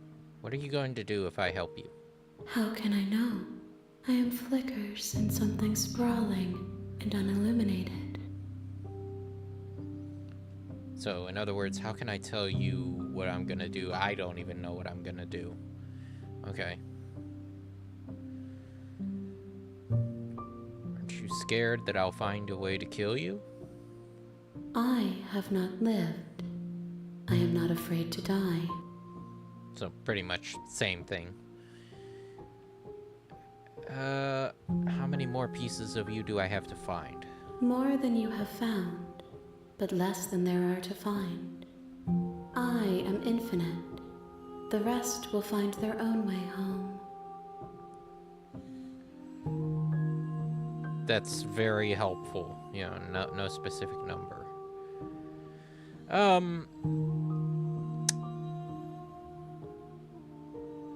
How much will I forget? Everything. Until we meet again. Okay. And what if I don't let you do this to me? Then we will be here forever, as we are now. Unfinished. Dry. Hollow. Well, madam, I would kind of want to do this in one shot tonight. So, because I did catch a glimpse of like Wanderbot's whole stream of this, and it was 6 hours long. But I also know that he talks quite a bit, so I kind of want to see how much I can get done in one shot. But okay, make me forget. She asks that I tell you to remember her. You won't. Everything goes dark and you die. The hero and the princess. Okay. You're on a path in the woods, and at the end of that path is a cabin. All right. And in the basement of that cabin, skip. Oh. Skip previously seen dialogue, but you tab or R1. Okay.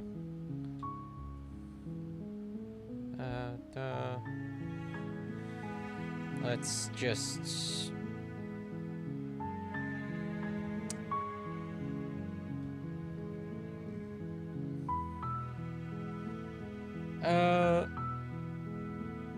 Let's just silently continue. Proceed into the cabin.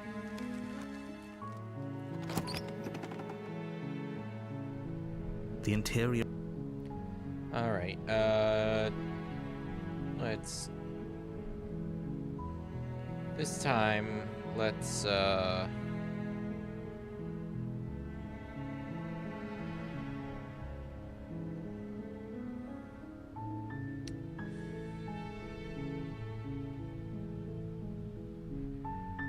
let's take the blade. You take the blade from the table. It'd be rather difficult to slay the princess and save the world without it. Okay. Enter the basement. The door to the basement creaks open, revealing a staircase faintly illuminated by an unseen light in the room below. This is an oppressive place. The air feels heavy and damp, a hint of rot filtering from the ancient wood. If the princess really lives here, slaying her is probably doing her a favor. Her voice carries up the stairs. Who's there? She sounds dangerous. It's almost as if she's the one in charge down here. Don't let it fool you. It's all part of the manipulation.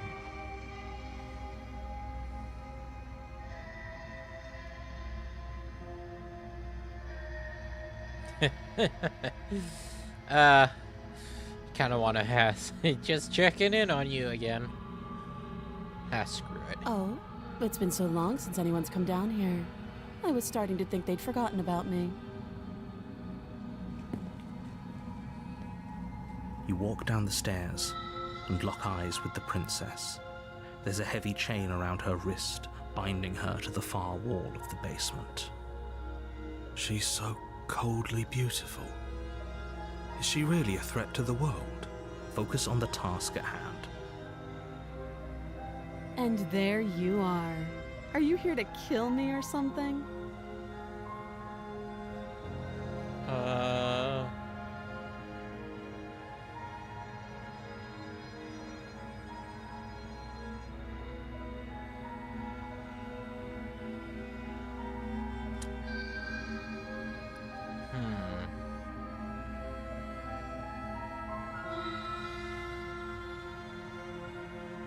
Nuh-uh. Then drop the knife. We should. It'll go a long way to building trust with her. Don't you dare. It's fine. We can decide what we want to do after we talk to her. Maybe she really is a monster. But killing someone in cold blood isn't very becoming of us.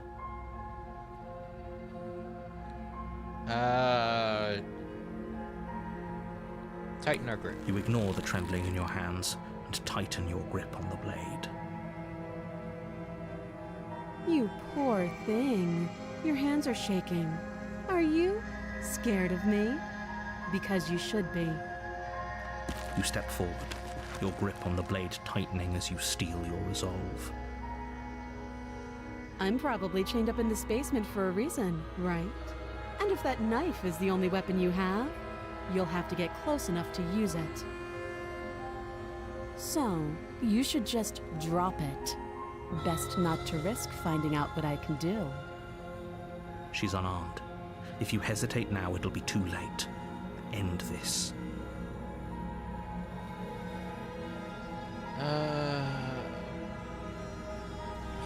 Let's do this. What if she isn't bluffing? What if she kills You go us? into this expecting to die.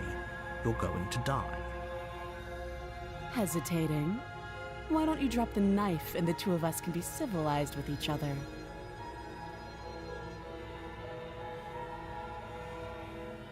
I'm not dropping the blade. Then I'm not talking to you.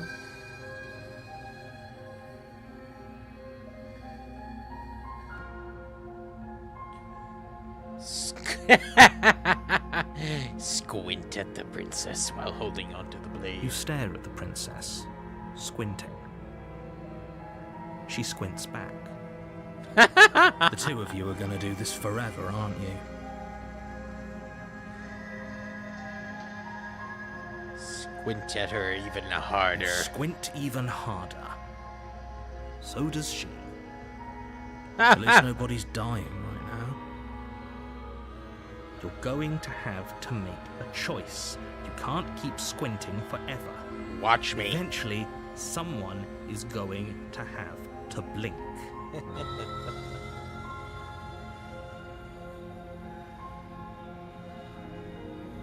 Slay the princess. You charge the princess, blade trembling in your hand, but you've already lost the battle.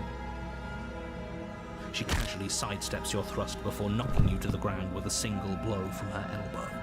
We shouldn't have hesitated. But she doesn't stop there. She kicks you a few times for good measure, the pointed tip of her shoes feeling like a pickaxe against your fracturing bones, making sure you stay down. As you lie, crushed and broken on the basement floor, the princess kneels on your throat with the kind of weight you didn't think her slight frame could possibly possess. As you gasp for air, she eyes you with an intense curiosity. You shouldn't have let that fear creep into your heart.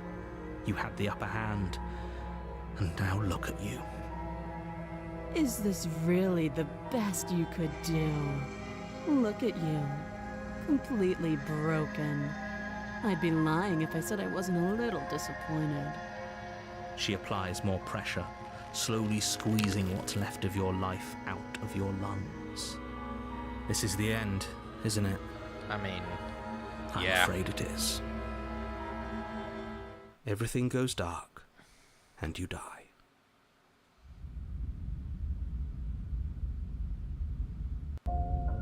You're on a path in the woods, and at the end of that path is a cabin.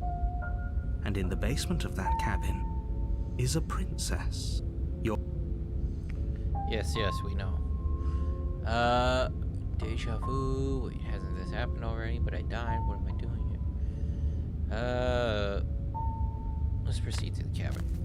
Just ignore it. A warning before you go any further. She will lie, she will cheat. We might as well just pledge ourselves to her and stop pretending we're capable of doing anything in this situation. She probably doesn't even need to try to overpower us.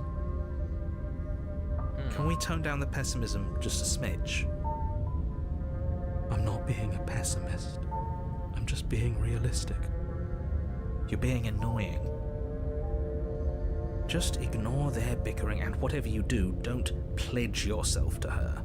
I cannot stress enough how absolutely catastrophic that would be for everyone, yourself included. I agree. If she's wrongfully imprisoned, then we should rescue her, but if he's telling the truth, we shouldn't just hand her the world on a silver platter.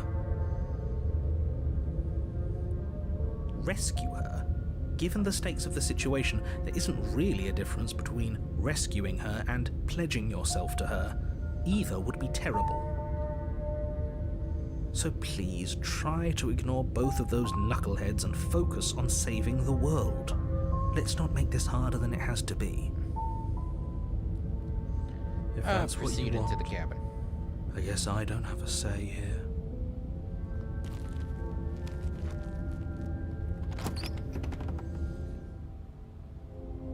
The interior of the cabin is larger and more grandiose than its humble exterior would suggest.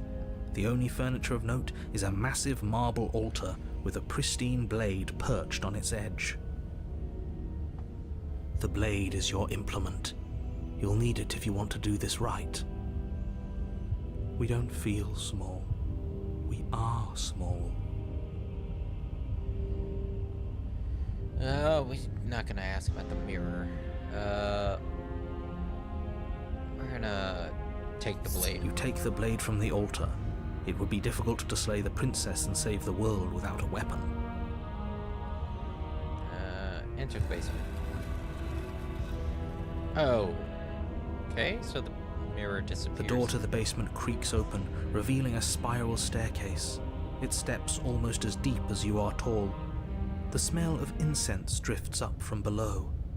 For a moment, you almost feel at ease.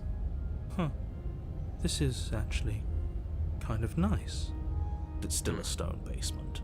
If the princess lives here, slaying her is probably doing her a favor. Her booming voice rolls up the stairs. Is that a guest I hear? Don't linger on the stairs. Come down and witness me. You weren't kidding when you said it was booming. She Okay, wasn't there, like Mad this Max. last time. We need to get down there. She wants us to see her. We need to see her. Should we be worried about your sudden change in attitude?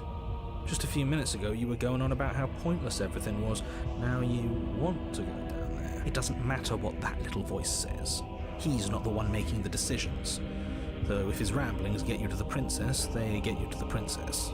Yeah, but what we learned from the route with the smitten is that these little voices can actually kind of hijack it. So Making your way down the spiral staircase is a time-consuming and exhausting effort, every step requiring you to clamber over one edge before dropping to the next. But soon the end comes into view, and you tumble to the bottom, entering the vast, temple-like room beyond. okay. The princess towers over you, almost glowing in the weak starlight, her figure framed by a stained glass window. Her long hair billows around her, and a chain binds her wrist to the far wall. The chain is nothing to her. It might as well be a toy for all the good it would do. I told you it was pointless to resist her. The little bird has returned to me. I wonder what he wants. You brought that knife again, even though you know it's useless. Such charming audacity. Drop it. How about no? As if on command, the blade slips from your grasp. Oh, well. It clatters uselessly to the floor. But we didn't drop it. We decided to grip it tighter, remember? Are you really just going to let that happen to us? I have a duty to report facts as facts, and the fact is that you dropped the blade. Of course we dropped it. She's so much more than us. You wouldn't understand what it feels like to be in her presence. Oh, I understand what's going on, and you'd better snap yourself out of it. Kneel. No. Oh, are you still trying to defy me? I said kneel. Your legs buckle, and Ow. your knees hit the floor. That's my good little bird. Now, why don't we talk? The last time we met, you couldn't even scratch me. And yet here you are again, trying to succeed where you've already catastrophically failed. What draws you back here beyond the empty halls of death? Speak. The last time we met, nobody should have met her before this. You should be the first. You're the only one I'd trust to deal with her. Then you shouldn't have trusted us. There was nothing we could do to stop her then, and there's nothing we can do to stop her now. He's being melodramatic, but yeah, we've been here before, and she absolutely destroyed us. What are we even supposed to do to stop her? That's worrying. Whatever you do, don't tell her why you're here. It's best not to give her any ideas.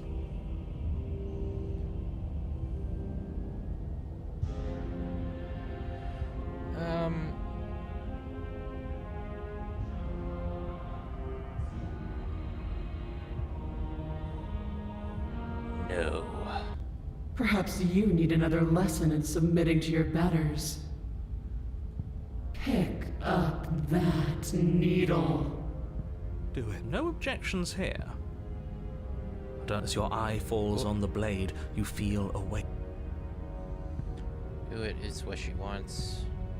No objections here. We don't know what she's planning, and I don't like that we don't know what she's planning, but we might as well pick up the blade.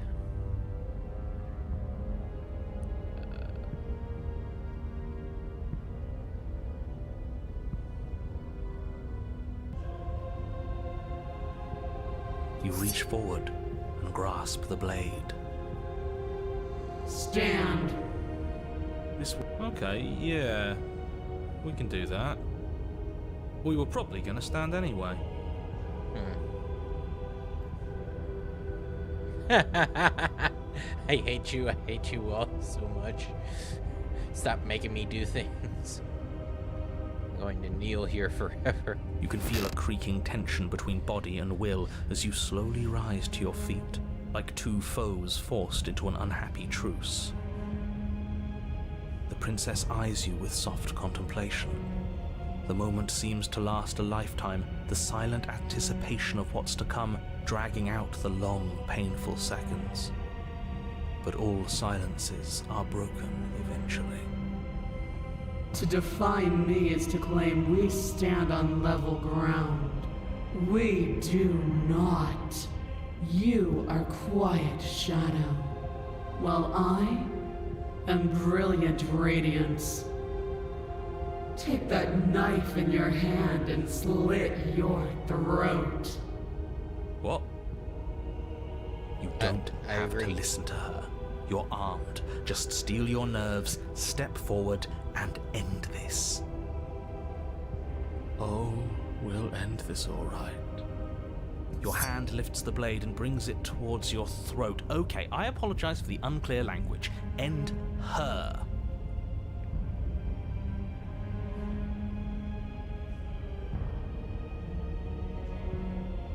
We can do this. Your body is sluggish and unresponsive, actively fighting against you, but you do your best to stagger forward. One step at a time, you move towards the princess. Slitting your throat would have been a mercy, but it seems you're in need of a harsher lesson. Plunge that knife into your lungs. I'm sorry. Don't! As you take another step forward, the blade digs into your ribs, slicing through flesh with ease. It somehow feels like an entirely natural thing to do, while the simple act of walking has become an arduous impossibility. Then it slides back out, the wound burning as a small hiss of air escapes through the fresh orifice. Blood fills your lungs. Now, do it again. Keep doing it until I give you permission to stop. Those are just words. You don't have to listen to her. It's what she wants. You, heroic one, what are you doing? Don't just let this happen. Stop him from killing you. I'm on it. Your other hand locks around your wrist, struggling to keep it from perforating vital organs. But the blade still flails towards you, managing to slice bits of skin that plop to the floor to join the growing pile of blood and gore beneath you. Despite the pain, you manage to keep yourself in one piece. Okay, I'm gonna be At least for now. honest here. It's making me What a a little bit pitiful wheezy. display. A wounded little bird thinking it can defy a god.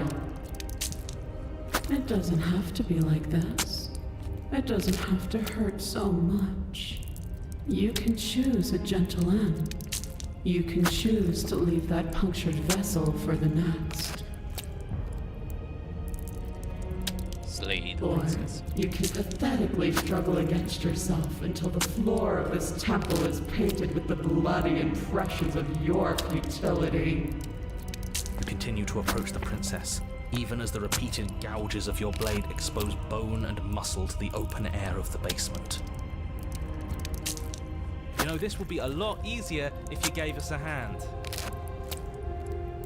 My influence only goes so far, and I can only juggle so many things at once. The best I can do right now is to continue to drive you forward. Believe me, this whole ordeal would be so much easier if I didn't have to contend with free will. You're the one making things difficult. You're the one making us hurt. She doesn't want to hurt us. She's just doing what she has to. Stop. I disagree. As you finish crossing the room, you fall to your knees at the princess's feet, your chest heaving as your blood pools in the crevices of the stone floor, the coppery taste coating your throat. The princess kneels down, lifting your chin with her finger as her face lowers to yours. Your devotion is misplaced. You've surrendered to delusion. But something about your defiant spirit speaks to me. You are different. than you were before. Perhaps, if you've learned your lesson, I can spare you from the release of death. There's a place at my side for you, if you'll have it. Not as an equal, but as something worthy to be kept. A priest, perhaps, or a pet. Well, that's demeaning, isn't it? I mean, Yes, yeah. how thoughtful of her. It's a mercy. Take it. I think he's given up whatever say he had at the start of all this. Yeah, I mean, that's kind of At least one of you is sane. impression I She's got. within striking distance, and she's only negotiating now because she knows you have what it takes to put an end to her. Seize the moment before it's too late.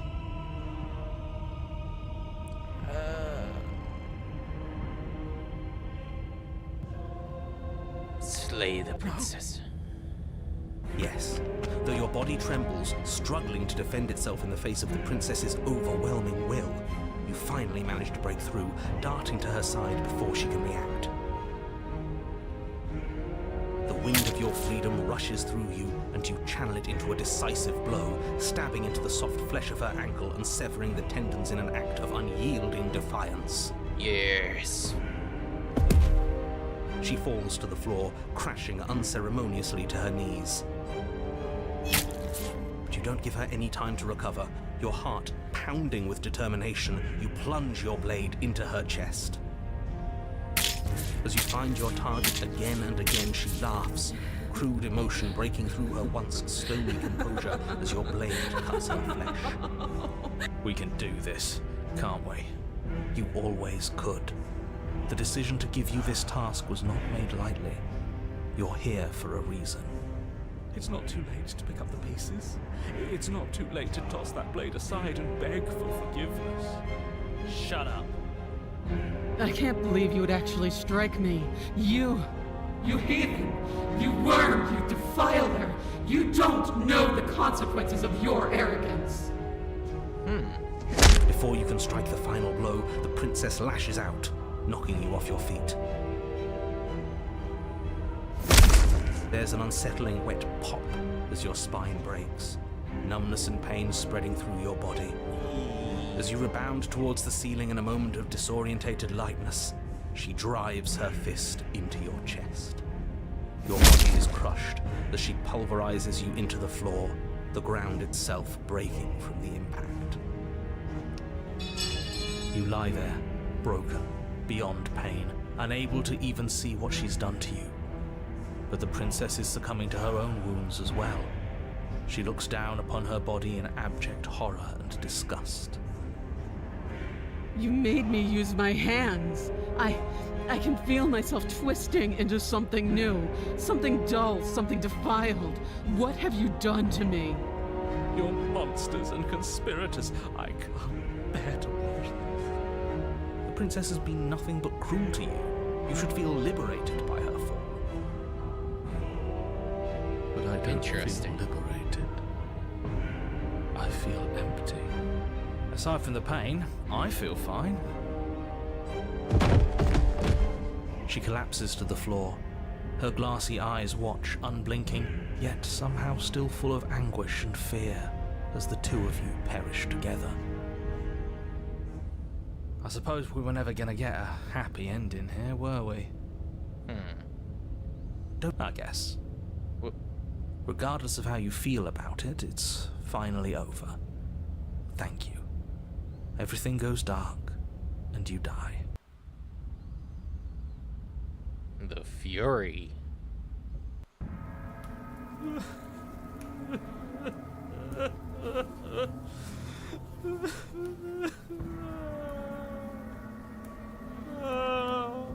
You're on a path in the woods, and at the end of the path... Okay, what the hell is that?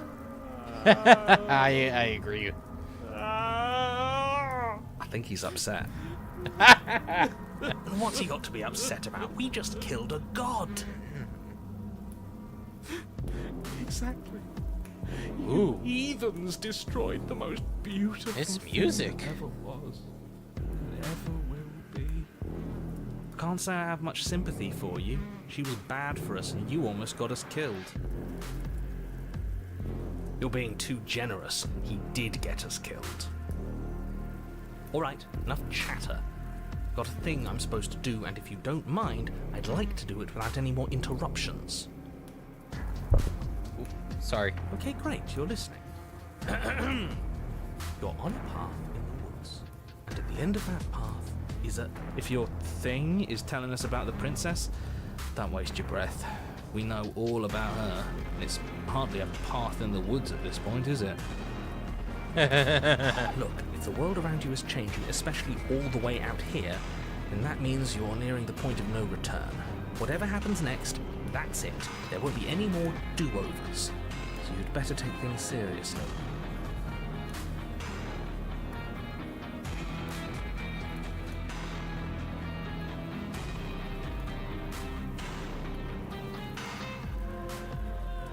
Yeah, you better all listen to me when the time comes to make a choice. So what if I'm speaking my mind? It's not like I've ever really gotten a say in things.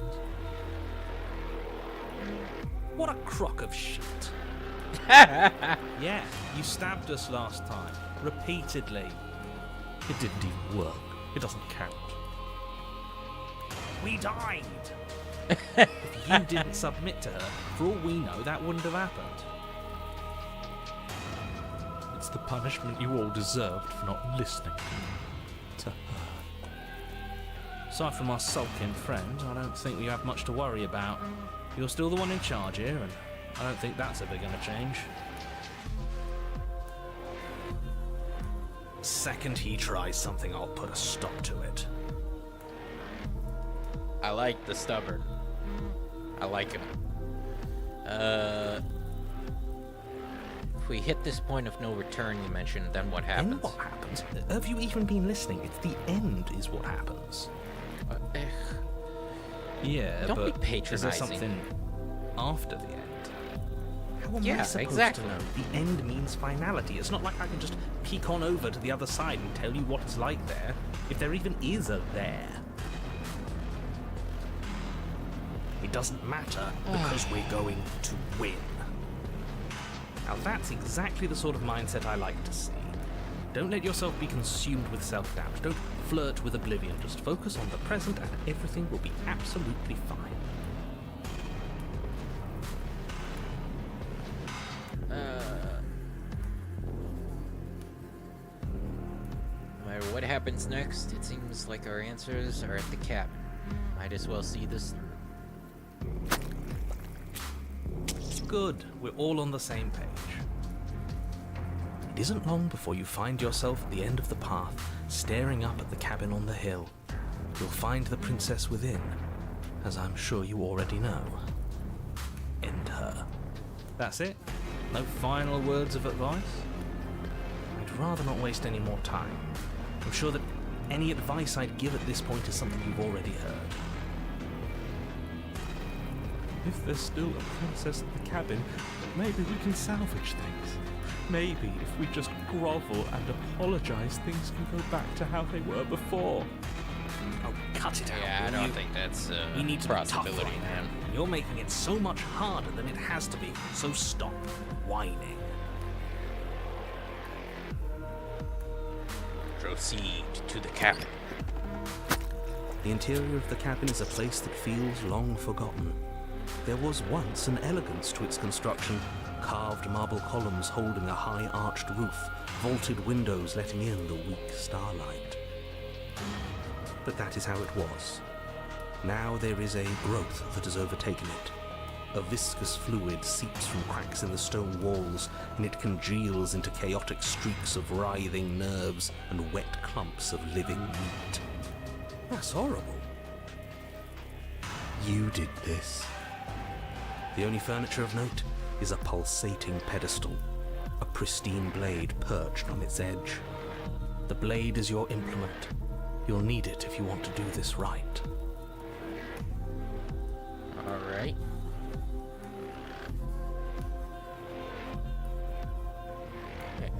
Blocking the door this time. Mirror? There is no mirror. There's the pedestal, the blade sitting on the pedestal, and the door to the basement. Just tell us where the door is. I'd like to get back to fighting, and if you want us to kill her so bad, I'm sure you feel the same. No more messing around. I don't know what to tell you. There isn't a mirror because I would know if there was a mirror. You're either seeing things or you're confused on the definitions of door and mirror. Or you're seeing things. That seems far more likely. What are you trying to say exactly? He thinks we've lost it, that we're succumbing to madness, that something in us has broken. I That's mean, an you're the unnecessarily definition, man. melodramatic way to describe a hallucination, but sure. I'm not going to waste time arguing with any of you. It's in our way. Let's just smash it. Take the blade. Take the blade from the pedestal. It would be difficult to slay the princess and save the world without a weapon. Good. Nothing feels better than gripping cold steel. Approach. You step forward and approach the door to the basement, hesitating before you open it. As if you don't see it. You really don't, do you? How strange. It's a bit grimy. Why don't we wipe it clean? Wipe what clean? Are you still on about that mirror? It's not real. I'd know about it if it were real. Interesting. No, we can't doubt our eyes like that. It has to be real. Smash it. Smash it to pieces. It's the only thing keeping us from her. Don't you want to know what we're seeing? We won't be able to see anything if we smash it. Nah, I'm with him on this one. Smash it! Let's get violent already. Do whatever you want with it. The mirror isn't real, so how you handle it doesn't matter, aside from wasting dangerous amounts of time. Let's, well, wiping the mirror clean does nothing. So, You bring your fist crashing down against the door leading to the basement. As if on command, it slowly slides open, scraping against the stone floor, its ancient hinges moaning as it reveals the dim path ahead. Why am I not surprised? You step forward into the darkness. The stairs leading down to the basement are at once both narrow and grandiose. The high vaulted ceiling stretches up into a gloom beyond your sight, while walls wet with tumorous growths press in uncomfortably at your sides. You feel both unprotected and trapped, at once exposed and claustrophobic. The air is thick, its odor an oppressive violence, the metallic scent of fresh blood twisting with the nauseating embers of charred remains. If the princess lives here, slaying her is probably doing her a favor. That Her seems voice, to be your a favorite bellowing rage, roars up the stairs. Was severing the tendons of my ascension not enough for you? Was it not enough to rend my divine heart? Come, see the horrors you've wrought upon my flesh, and feel my hands set upon your throat. See how you've soured my once divine melody. She's so angry with us. Why? Why did you desecrate her? Why couldn't I stop you? You've got to stop thinking about her like that. It isn't doing anyone any good. She's not some untouchable god. She's an abomination. And we're going to put an end to her once and for all. Whatever she is now is our fault. If she's an abomination, then what does that make us? It doesn't matter what we are. She needs slaying. And we've got the means to do it, so let's get a move on. If you didn't make her into an abomination. She's always been what she is. That's why you're here. That's why your task is so important. Continue downstairs. you make your way to the bottom of the stairs. The chamber's walls are painted in blood, a deep, sickening red that drips down in clotted streams onto the charred corpses that make up its floor. This place reeks of torment, of ripped skin and burning bone. The princess stands in its center, muscles flayed and bare and weeping, draped in a tattered dress of her own skin. Her heart beats from its place in her open chest. Do you know what I'm going to do to you? There's not so much a moment of hesitation before she steps forward. Her chains pull taut, holding fast as she strains against them. The cuff around her wrist digs deeper into her skin. Blood drips from the place where metal meets flesh. And then, with a nauseating sound, the skin tears. It plops to the ground, and she pulls her red, glistening arm free from her bindings. She is loose, and she is coming for you. Let her end it. It's the punishment you all deserve for what you did to her. It's the punishment I deserve for letting it happen. Screw that. We can win. We've done it before and we'll do it again, only this time we'll make it out the other side. Hell, she's practically done most of the work for us.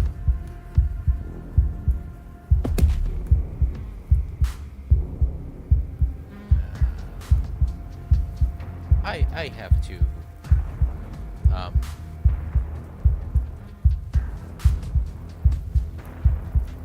what happened? Time happened. You happened. But none of that matters. We're together again, and I'll have my pound of flesh. She bounds across the room, her fists ready, her heart set upon your destruction. With a horrifying squelch, you are unwound. No, that's our stuff. She can't just do that. She just did. Unfortunate, I know, but reality is reality. You should all just be grateful she's decided to keep us alive. Even in her defilement, she is merciful. We're not out for the count just yet.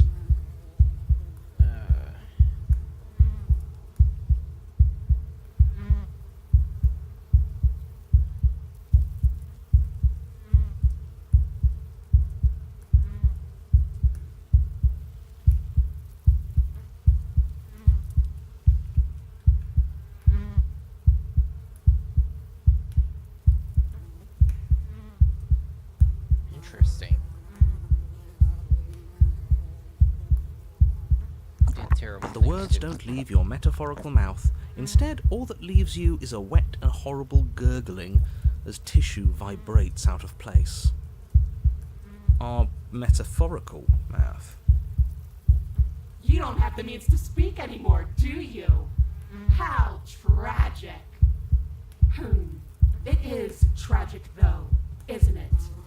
I'm not satisfied dividing fear and indignation from your eyes alone. A quivering mound of flesh is no companion. She snaps her fingers, and the basic form of a vocal system assembles before you. Now, little bird, what was it you wanted to tell me?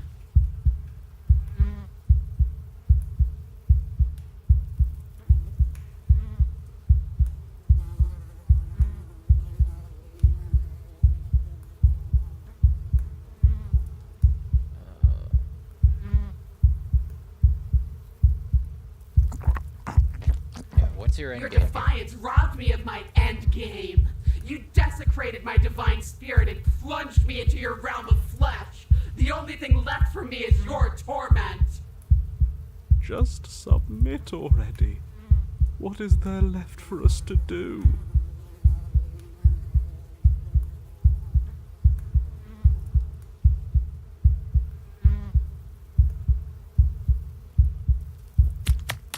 Skin flayed and organs flapping, you charge towards the princess. That's right. She'll never stop us. Still you defy your god. I've made the mistake of underestimating your resolve before. Never again. So that's it. It's over. Just Of course it's over. Hold on. Da.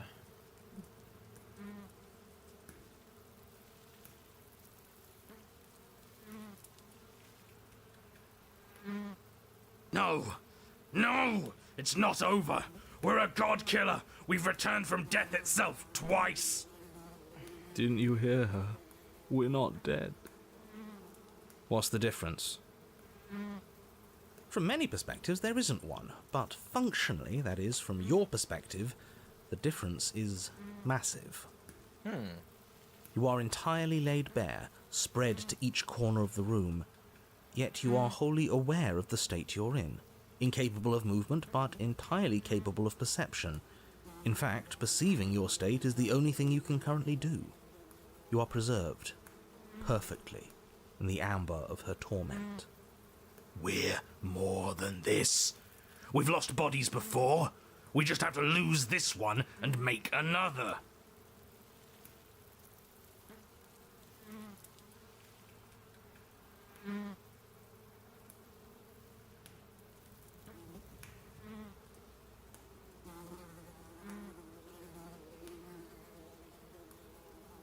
Absolutely not. I refuse to let you just decide to die with your task unfinished. If you die here, the world is doomed. But you do die. There is a great release as you lose your grip on what's left of your flesh and blood. And yet you are still here. Your Honor, where the hell are you? Are you already at the Princess? This place is different. Rotten. Death all around us. I want to go back. So you've returned already, and I remain here. Is this our final destination? The Princess tilts her head to look at you, and with a gesture, you are unwound. Again? Already? You know what to do.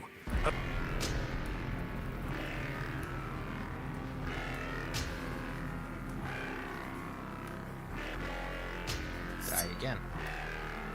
Again, you relinquish your body and die. You again find yourself here, somewhere else. Ronna, she's gorgeous. Absolutely divine. Okay, You, Smith. guy who describes things. You better start saying what we do this time. And what are you doing? Attacking her, obviously. Right. You charge towards the Princess and...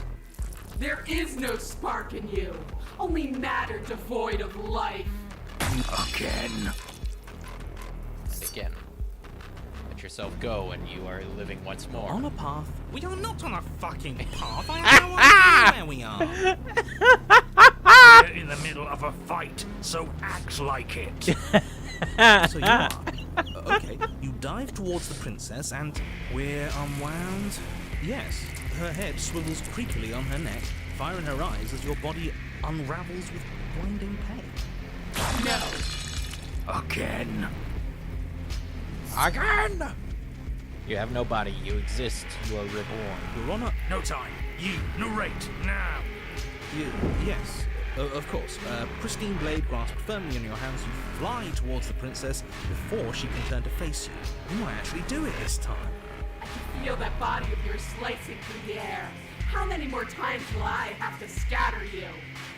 As she turns towards you, the very essence of your being begins to flake away. Your muscles, then organs, then nerves laid bare and screaming as the rest of you is stripped of substance. Oh, boo-hoo. It's just a body. Okay. It just needs to last long enough to sink this blade into her heart. It doesn't last. You are disintegrated. Everything goes down. There is no you to die. How many times do I need to pulverize you before you finally understand? You are nothing. An empty void that dared to dream it was alive.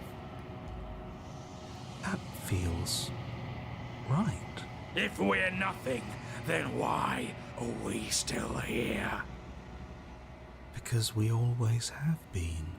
If we're nothing, then how can we do anything? The same way we always have. Being nothing has never stopped us. Now end this. End her. You cannot win if you cannot be.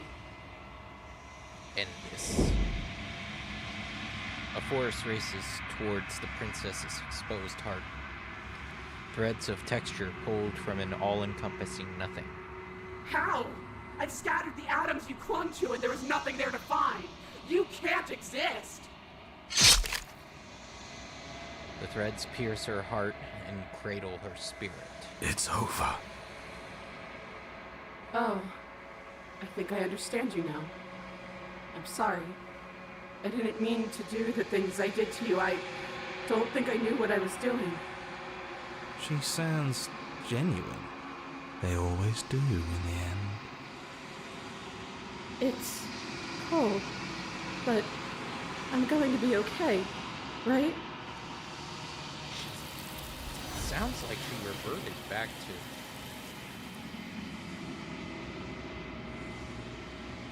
You do not get the chance to respond, nor will you ever. It's time to leave. Memory returns. She's gone. Where did she go? Should we try and find her? Interesting. And there's that mirror again. Why is it here? Why now?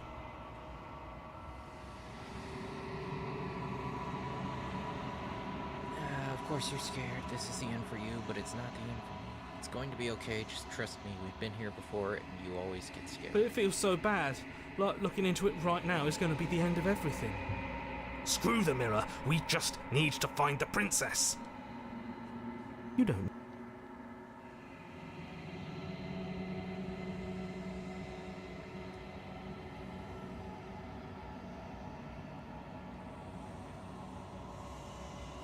I'll see you on the other side. It's going to be Okay. okay. If you say so, we'll trust you. Maybe Whatever makes you happy.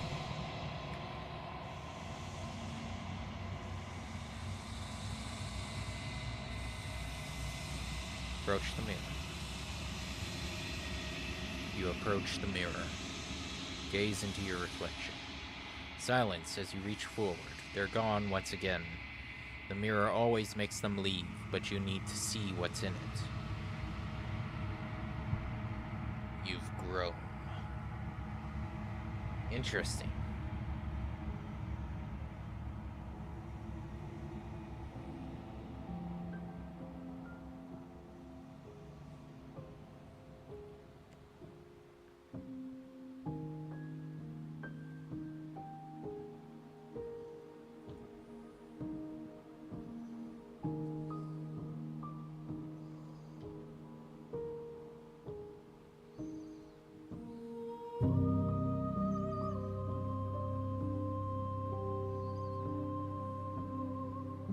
Find yourself in the long quiet once again.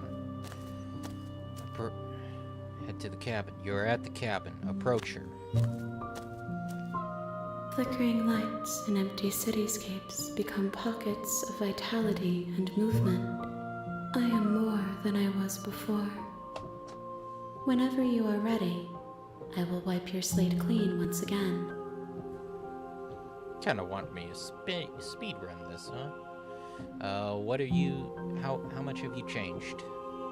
Is a child the same as an infant? I am an unbroken pattern, but every vessel gives fresh perspectives and carves new avenues of expression. I am different, but I am the same. Everything you say feels like a riddle. Can you give me a single straight answer? I'm sorry. Words are difficult for me. They never fully weave what I wish to say. If you do not like my answers, then you need not ask me questions. The vessels you choose to bring me carry far more meaning than anything words could say in the spaces between.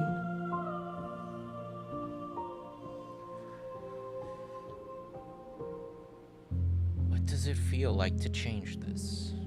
Eyes close in reflection. Perspectives meld together, and the breadth of my experience stretches to new corners.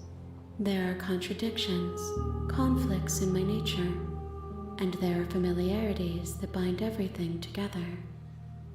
It feels correct. This is what I need to be. This is the only path forward.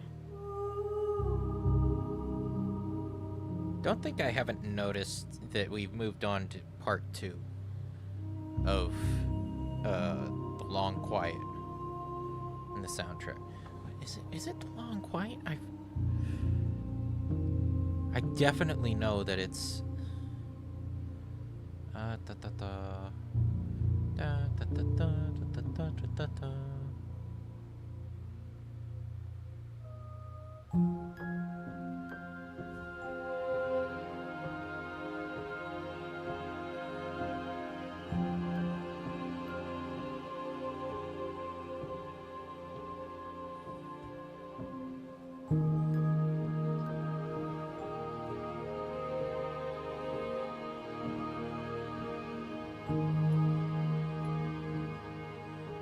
I have to look it up on, like, in the files.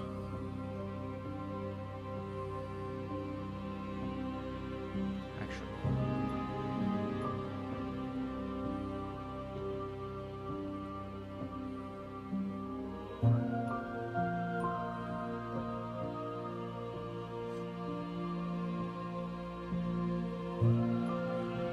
No, because it's got me curious.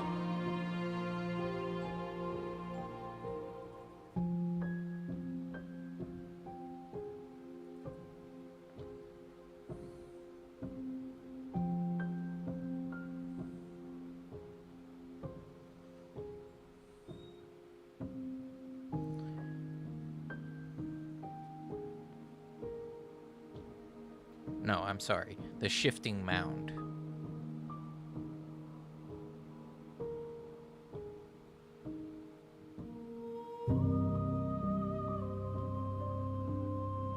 Where did I see the Long Quiet? Oh, Long Quiet is at the end.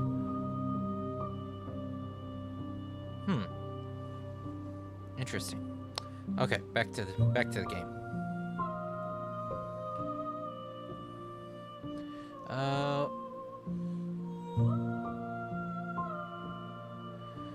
When this is all done, do you know what you want to do? With every gift you bring me, I excavate the alleys of what I am meant to be, and every exploration yields new and complicated truths. What I will be is different than what I am, and what I am is different from what I was. I cannot tell you what desires I will hold when I have changed.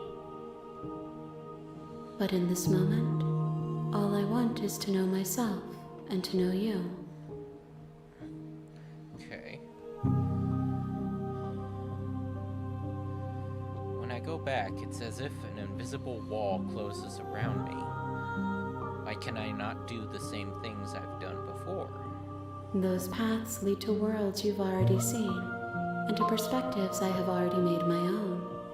They are useless to us now, inaccessible. The only paths of value are those that are yet untread.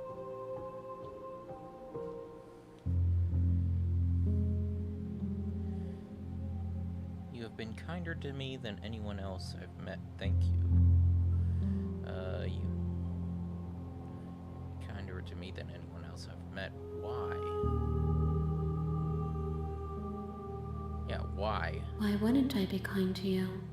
You are the only thing I know that isn't me.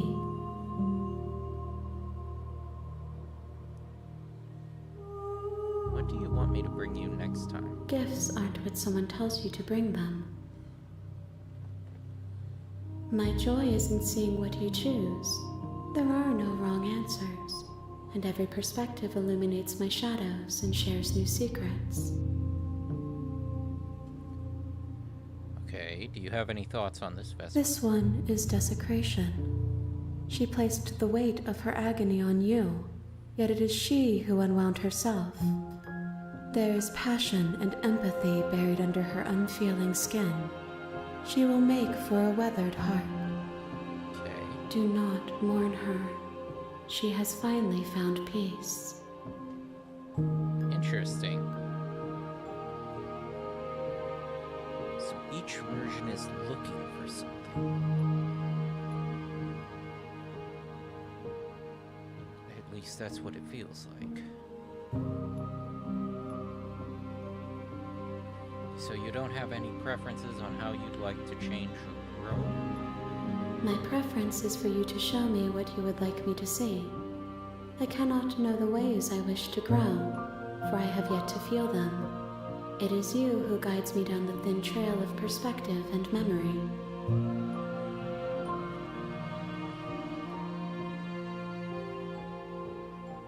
I don't want to hurt you, but the more times I go back, the worse I fear things will be. The vessels are shaped by memories of you, but their impulses are drawn to the edge of the long quiet. To them, you are a gate to something more, and any hurt you've caused them is understood as a fair price for freedom. But they are only thoughts and perspectives. They are not me. The wounds they've suffered carve texture around my heart. Without them, I would be as I was before. I would be alone and without sensation. I could not feel the joy of having you by my side, for I would not know your absence.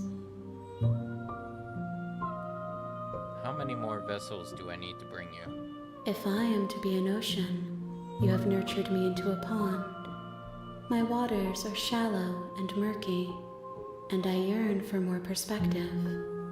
So still You will very have vague. your rest in due time, and I am sorry for the burdens I place on you. Ready to go back. I will long for your return, but it will give me time to reflect on what I am. We will meet again. Everything goes dark and you die. I actually want to see You're on a path how else in the woods, and at the end of that towers path, turn out. So don't mention it. It's all part of the job. You make your way up. proceed to the cabin. The interior of the cabin is all. Take the blade. You take the blade from the. Enter. The door to the basement creaks open, revealing a staircase faintly illuminated by an unseen light. Her voice carries up. Hey, I think I'm here to kill you. Oh, are you now? Why don't you come down and let me take a look at you? Great job. You gave away the element of surprise. Good luck, hero. You walk down the stairs and lock eyes with the princess. She's so. Focus on the task at hand. You weren't kidding when you said you were here to kill me.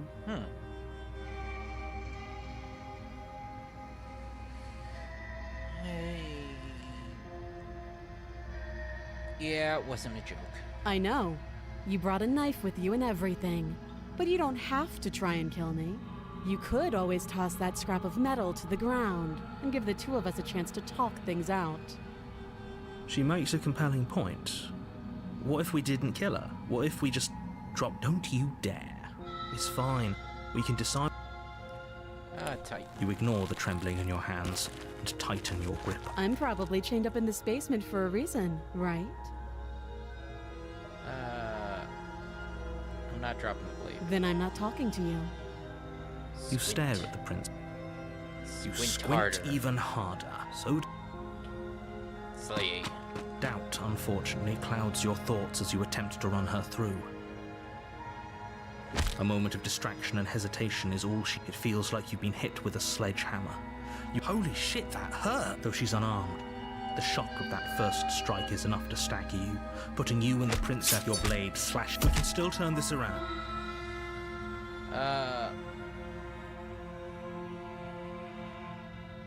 Flee and lock her? Are you serious? It's a good idea. We've taken some bad hit. Fine. You make a mad dash to the basement stairs. Do you really think you can? She steps towards you, ignoring her chain. They creak and strain as she pulls against them until finally they break. The links clatter to the floor. Useless. She's free. You push your broken body as she closes in and just barely manage to pass the threshold of the basement doorway before she catches up to you. You close the basement door, locking it back. Okay, we can make this work. You settle in against the far wall. It isn't long before you start to drift off. Your eyelids. I know you're still there. Why don't you make things easier on yourself and let me out? Hold on. It's not like this little door I'll hold for very. She sounds terrifying. Like she's. Hold on. I want to go back.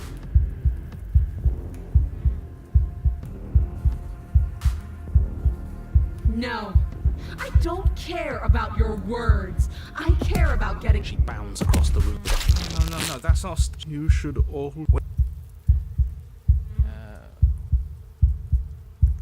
But the wood. You don't have the means to speak at home. She snaps her fingers. As much as I said I didn't want to save Scum,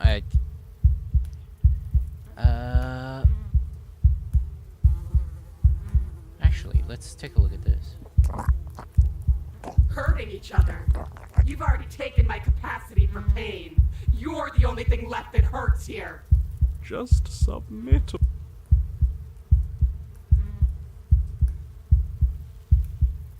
Whoop.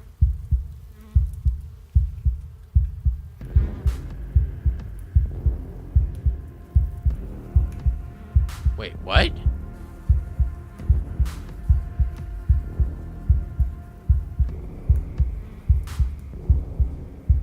Wait.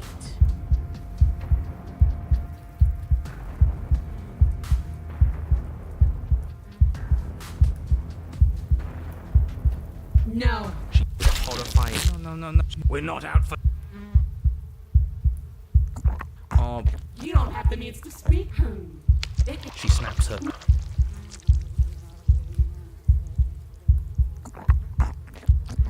Your defiance right.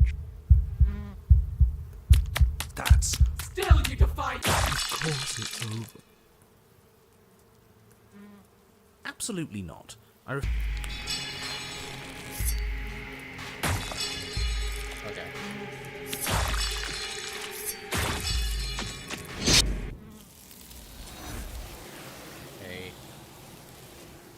Screw.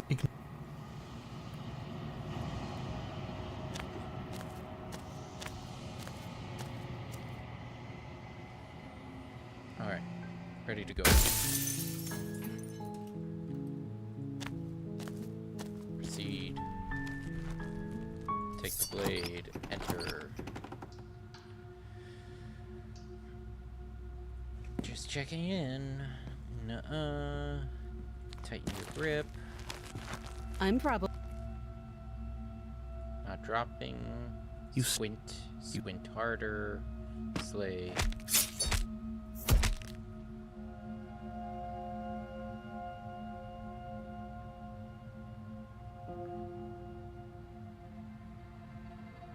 Okay, so, it's not letting me go back to the tower, though. Interesting.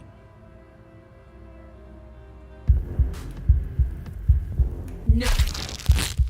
Okay. In that case, I have a different route that I actually...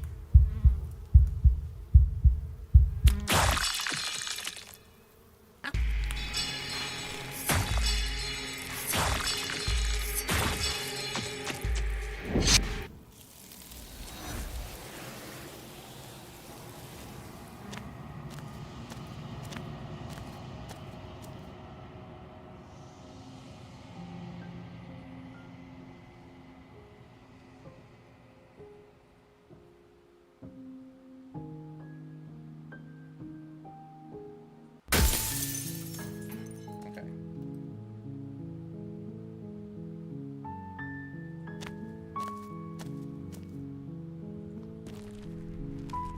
Okay, so... Take the blade into the basement. Oh, Just checking it's in been on so you. long since anyone's come down here. I was starting to think they'd forgotten about me. I haven't decided How about yet. you drop the knife and the two? Look, don't you dare. It's fine. The blade tumbles out of your trembling hands and drops to the floor with an unceremonious clang. Thank you. Against your better judgment, you step forward to speak with the princess face to face. We'll be fine. I don't know what you're hoping to accomplish here, but I can assure you there's no reasoning with her. So here we are. What an awkward start to a relationship. Yes. Especially since I got locked out of heading back to the tower to see what else we could do. But,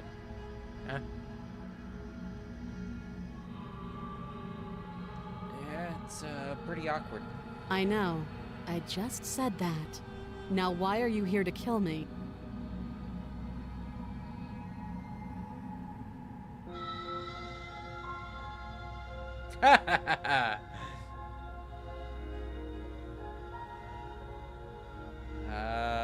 I've been told things, but I'm not sure what to believe. Believe me. And do you think asking me what to believe is going to suddenly make everything crystal clear? Let's not pretend that's going to happen. As far as you're concerned, and as far as they're concerned, I'm going to say whatever I have to get out of here. That's just the dynamic of our situation.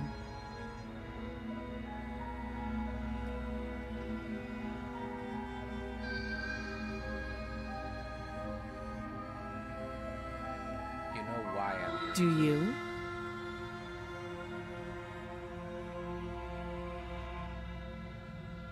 I know what I've been told. Whether or not I believe it is an entirely different matter. So, you're not going to share? How pointless. If you want to talk, I'll talk. But this isn't talking.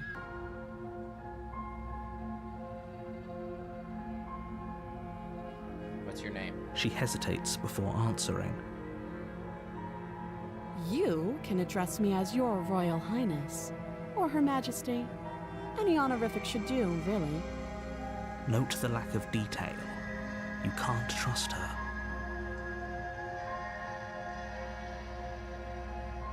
How long have you been down here? Too long. Again, she offers no specifics. No matter how hard you try, you'll never get a straight answer out of her. I mean, how would I get you out of here? You can't. Don't bother. I'm guessing you don't have the key then. I'm sure there's a key somewhere around here, and if there isn't, well, we can always put that knife to good use. Her sharp eyes settle on the edge of the blade. She isn't suggesting what I think she's suggesting, right? Okay, we've talked enough. Oh, have you decided what to do with me? You know why you're here.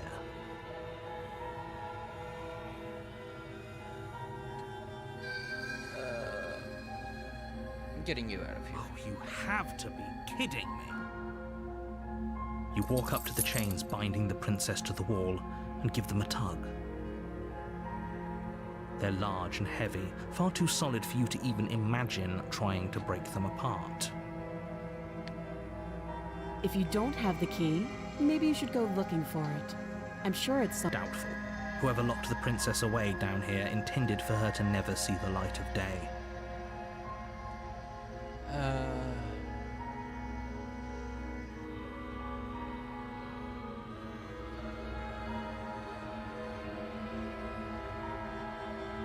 Besides me cutting you out That of would here? be fine. I can lose an arm. I mean, She we've seen it speaks before. with almost complete nonchalance. If we were stuck down here for long enough, I'm sure we'd be nonchalant about cutting our way out. Anything to finally be free. You attempt to make your way out of the base. Someone else. Yes. You try the door. You're here to slay the... You make your way back to the bottom of the stairs. This would have been so much easier. Easier for everyone. I heard the door slam. They locked you down here too, didn't they? The knife. Pick it up and cut me out of here. You won't like what happens if you do that. Save. Against your better judgment, you place the blade against the princess's arm, just above the massive, unyielding chain. You Okay. cut into her flesh. Yeah. The blade is sharp, and you make quick work of it. Before long, you're able to crack through bone, She and seems- she pulls the bleeding stub of her arm through the iron gauntlet. She didn't so much as utter a sound. Free from her bindings, the princess turns to face you, her fierce gaze meeting your eye. She seems more straight-laced about How is she this. so composed after losing an arm? It's like she isn't even bothered by it. Thank you. Now let's get out of here. Approach the No, locked door. we won't have any of that. The stakes are too high. As the princess you're approaches gonna the do it bottom again? step. Wait, this isn't fair. You can't watch me. Warn Stop her. that. I thought this was a little too easy. Your body lunges forward to sink the blade into her back, but the princess swiftly moves out of the way before you can connect. Stop it. Stop resisting me. I am trying to get you out of here alive. The blade. Move the blade. You're doing your best to help me, aren't you? I can see the conflict in your eyes. I'll make this quick. She steps forward and pries the blade from your rigid hands. Maybe I'll see you in another life. And then she slits your throat with an almost clinical ease. Her face remains unchanged as she watches you collapse to the ground, blood flowing from your butchered neck. This is the end, isn't it? I'm afraid it is. Everything goes dark. The prisoner. I think I remember seeing this one. You're on a path in the woods. The demo. And at the end of that path is you're here to slay her. Proceed to the cabin. A warning. She will lie. Yes, don't believe a word she says. Just go in, take the knife, and do what you're supposed to. Wink. Did you just say wink out loud? No, I didn't. Wink. Just ignore this clown and focus on the princess. Proceed into the cabin.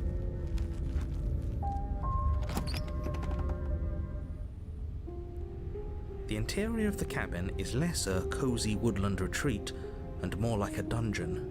A few pathetic wisps of starlight attempt to illuminate the cold, uninviting stone walls, and thick, wrought iron bars barricade the windows, reminding anyone who enters that this is a prison. The only furniture of note is an iron table, bolted to the floor, a pristine blade perched on its edge. The blade is your implement.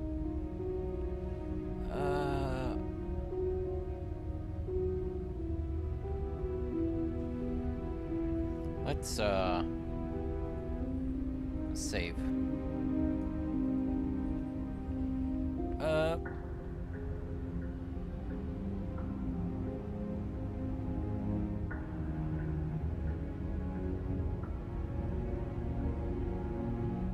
I'm afraid I'm going to insist we take the blade.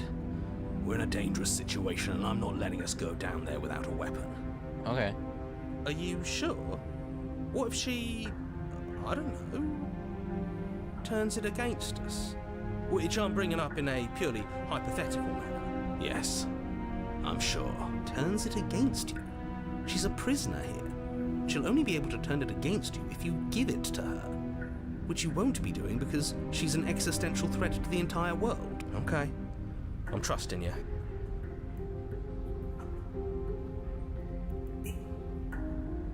Normally, yeah, but not about this. Call it a reflex. We take the knife as we go. Wonderful. You do exactly that, sweeping the blade from the table before proceeding to the basement. Just kind of ignores your choice. Don't worry about it. We have a knife, so what? It's not like we have to use it. No, you don't have to do anything, but you do well to use it regardless. Moving on. Alright. The door to the basement creaks open, revealing an old stone staircase. A few sputtering torches attempt to vaguely illuminate your path, dancing across glimmering patches of slimy moss on the stone steps. If the princess lives here, slaying her would probably be doing her a favor. Her voice, harsh but controlled, carries up the stairs. Is that a visitor I hear? Please, come downstairs. It's been a while since I've had company. I wonder what visitors she could be referring to. Were we not the first? I wonder if this is the same one I saw. You walk down the stairs and lock eyes with the princess. She looks up at you, the heavy I collar remember around her neck seeing clanking loudly as she moves. this picture. The chains binding both her wrists to the far wall, joining the metallic chorus as she adjusts her hands in her lap. Should we be worried about the one around her neck? Why would you be worried about her restraints? If anything, they'll make your job easier. Have you noticed the empty chain on the wall? Odd that in a place where everything seems to serve a distinct purpose, there would be something so obviously useless. What an interesting development. Why don't you have a seat? The two of us should chat before you bury that thing in my heart.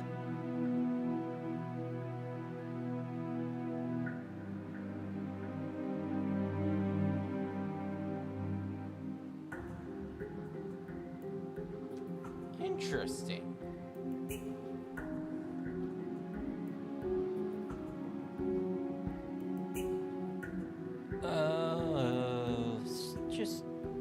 Just leave it. As if by divine will, just as you finish the thought, you hear a door slam. I'm afraid you won't be leaving until the task is finished. It doesn't matter how many chains she's in, without your intervention, she'll find a way out eventually. That's not fair.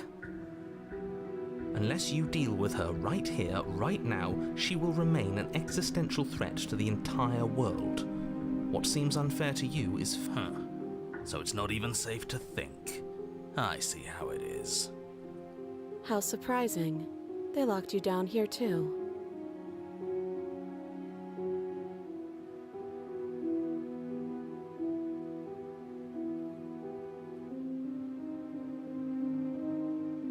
That's it. You step towards the princess, but she stops you before you get too close, holding up one shackled hand. There's fine. I'd prefer we keep some distance until we've sorted this out. That's reasonable. We do have a weapon. Might as well put her at ease.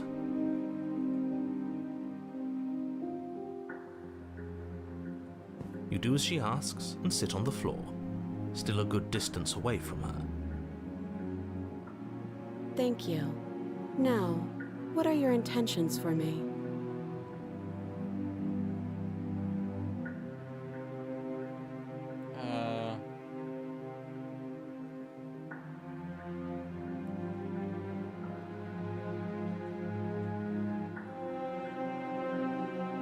Okay.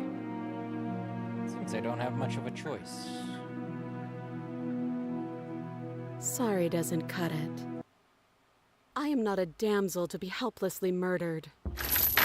As you move to strike the princess, she stands, her chains clinking as she wraps them around her wrists. In an instant, they're around your neck, both of you dropping to the ground as she pulls them taut, bracing her body against yours as you struggle uselessly.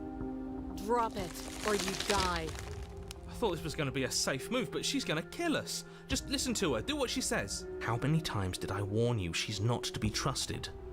But while strangulation can be very distracting, she's not armed, and you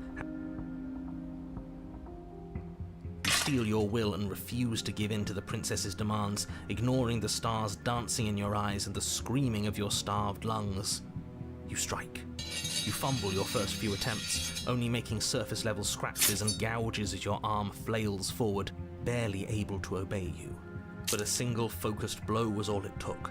Your blade pierces up through her ribs, slicing through flesh, striking her heart. The chains loosen. The darkness creeping in at the edges of your vision subsides. None of this was ever very fair, was it? But I did kill you last time. I should have expected you might want some petty revenge. Unfortunately for you, that means you've dug your own grave. You can forget about me ever helping you again, even if it damns us both. And just like that, the princess is slain and the world is saved. Whenever you're... I don't like this. It was not too easy. We almost died. That's right. This was an incredibly difficult task, and you performed it admirably. Let's just get out of here. I don't like looking at her body. Plus, he said there'd be a reward. I'd appreciate a reward right about now. You have the attention span of a fly. How are we supposed to unravel the mysteries of this place if you're so easily distracted by empty promises? Yeah. It's better to have a short attention span in a situation like this. There's no use dwelling on the past, especially when it's already set in stone. And especially when your promised reward is not, in fact, empty, and is worth all the adversity you've been through to get here. Fine. But if we're leaving, then we're taking the blade. I feel exposed without it. With your work done, you remove the blade from the princess's corpse and make your way back upstairs, closing the door to the basement behind you. You can think of it as sealing yourself off from an unpleasant chapter of your life. It's all uphill from here. The windows. Do you see that? We used to be able to see the outside world from up here, but now it's just empty. The door. Check the door. You open the cabin door, ready to return to a world saved from certain doom. Only a world saved from certain doom isn't what you find. Instead, what you find is nothing at all. Where a lush forest stood mere minutes ago, the only thing in front of you now is the vast emptiness of some place far away. You don't have to act surprised. We could see this vast emptiness through the windows. But if everything's gone, does that mean we're not gonna get our reward? This is your reward. An eternity of bliss, if you'll have it. And I suggest that you have it. Okay. Yeah, I'm with the hero on this one. This is what's best for everyone. Trust me. Like hell it is.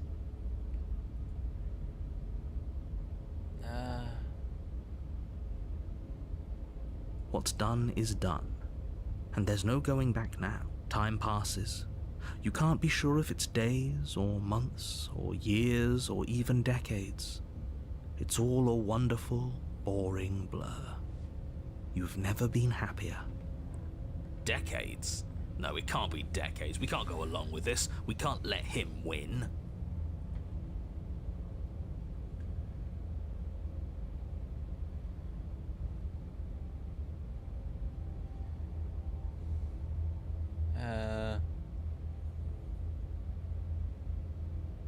We still have a blade. Let's use it on ourselves and start over. He's suggesting you kill yourself. You shouldn't kill yourself when you have an eternity of bliss right in front. You goddamn spiteful bastard. Are you really going to turn down immortality itself just to make me lose? Why should it matter if we die at this point? Haven't you already gotten what you want? I don't have to answer that. That's all we needed to hear. You raise the blade, you collapse to the floor, everything goes dark, and you die. You're a genocidal maniac, you know that, right? Yeah, we'll see about that. The Grey. You're on a path in the woods. See, that wasn't so bad. And now we've got another chance to get to the bottom of things. Bit by bit, we're starting to unravel this place. There are so many more threads to pull once you stop feeling. That's a little dark, buddy. You feeling okay? I'm feeling nothing. And I like that just fine. So you've been here before. Of course you've been here before. What count is it this time? 2? It's our third. What gave it away? Your open discussions. You came around on that awful fast. Have you just been pretending to forget every time? I'm afraid not. Whatever other versions of me you've met in those other lifetimes were just that. Other versions of me. I just wish I'd been the first so you knew how all this worked. Why didn't you ever tell us? That's because there is no using it to your advantage. The more information you have, the harder it will be for you to succeed. Huh. It's not like it was that difficult to slay her last time. She may have put up a fight, but her flesh is still softer than... And now she's dead, and I doubt she'll be able to do much of anything. You already slew her? And you survived? Yes. Then why, pray tell, are you here? Oh, I know that one. We killed ourselves. Why? Because you thought trying to stuff us away in a corner for eternity was a suitable reward. Was it not? What better reward is there than eternal bliss? You should have been happy. We were bored. There were still answers that we needed to find. It was actually working. And you killed yourself. I can't believe it. You ruined everything. How does us dying ruin everything? What aren't you telling us? The world doesn't stay saved if you die. And if the world isn't saved, then that means she isn't dead.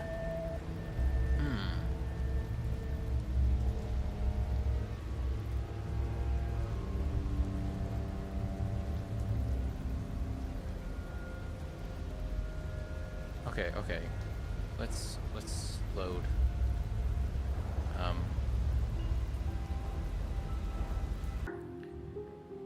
I know I said I wouldn't save Scum, but this is all so interesting. You have everything you need to deal with her and save the world. Doesn't sound like we'll be able to talk him into letting us leave. Yeah, not a chance. He's single-minded about this. Oh? Us. Her. But mostly us. If he didn't have his limits, we wouldn't be here. Not like this. Okay. did you mean by that? Yes, your intentions. You have a knife. What are you going to do with it? Why are you here? There isn't a keyhole in these shackles, so I'm afraid my only way out is surgical removal. Is she forgetting about the shackle on her neck? Or does she think she'd survive a beheading? You're right. Maybe she's delusional. All the more reason not to trust her. Unless she really could survive. Though I suppose you could just be here to kill me. But I don't think that's in either of our best interests.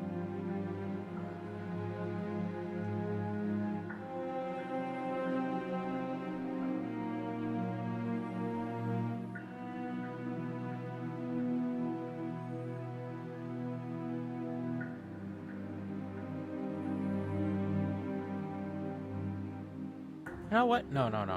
I'm gonna... Sorry doesn't cut it. I'm going to Feel your will and refuse to give in. You proceed open the with... cabin door.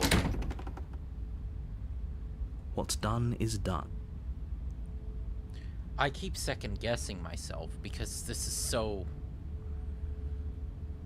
Like, I want to see the other stuff, but I also don't want to... We're gonna stick to it. We're gonna stick to the gray. We still have a suggestion. You goddamn spiteful bastard.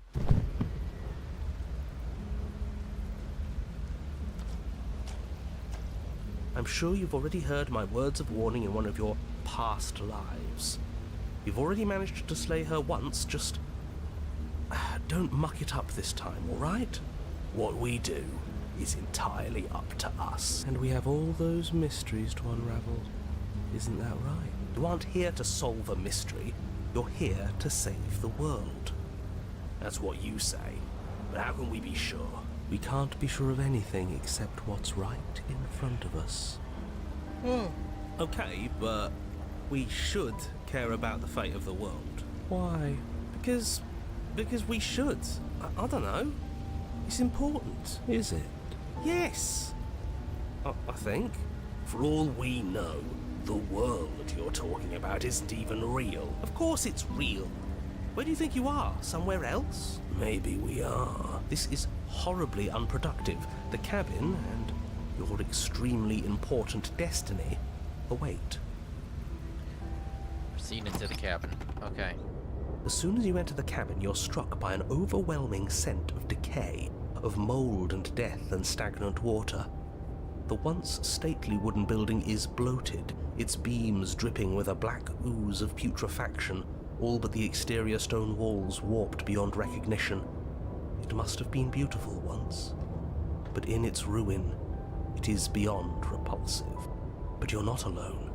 You can feel something watching you. There is a figure faintly outlined against the rotting wood of the wall. Is that her? It's like she isn't even there.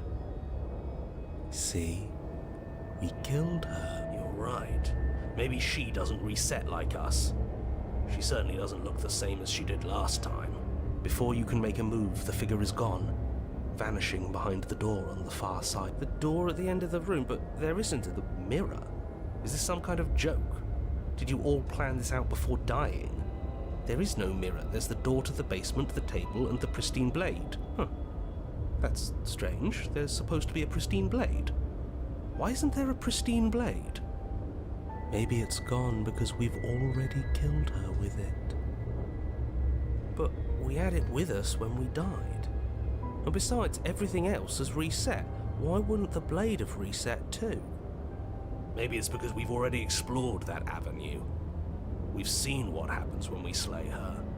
Maybe this place has decided we don't need to try that again. I suppose it doesn't matter why the blade is gone, but you're going to have to find it if you're going to do this right. So why don't you march over to that door and make your way down to the basement? Approach the mirror. You make your way to the door at the end of the room, stopping just in front of it. You must think you're looking at that mirror you mentioned earlier, the one that doesn't exist. It's so hazy. Wipe the mirror Reach clean. forward and place your hand on the door to the basement. The handle is just a little to your right, and a little down. Yeah, we can see it now. So much for our reflection. We didn't need to see ourselves anyway.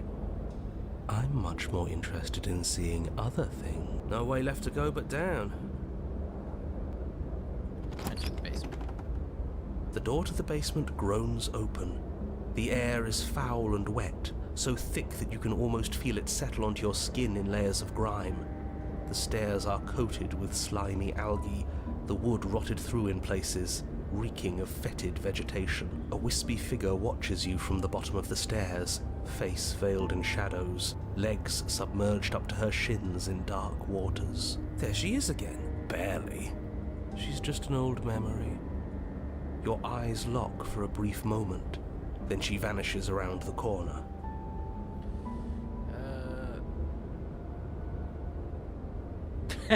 Sorry about last time. Are we good?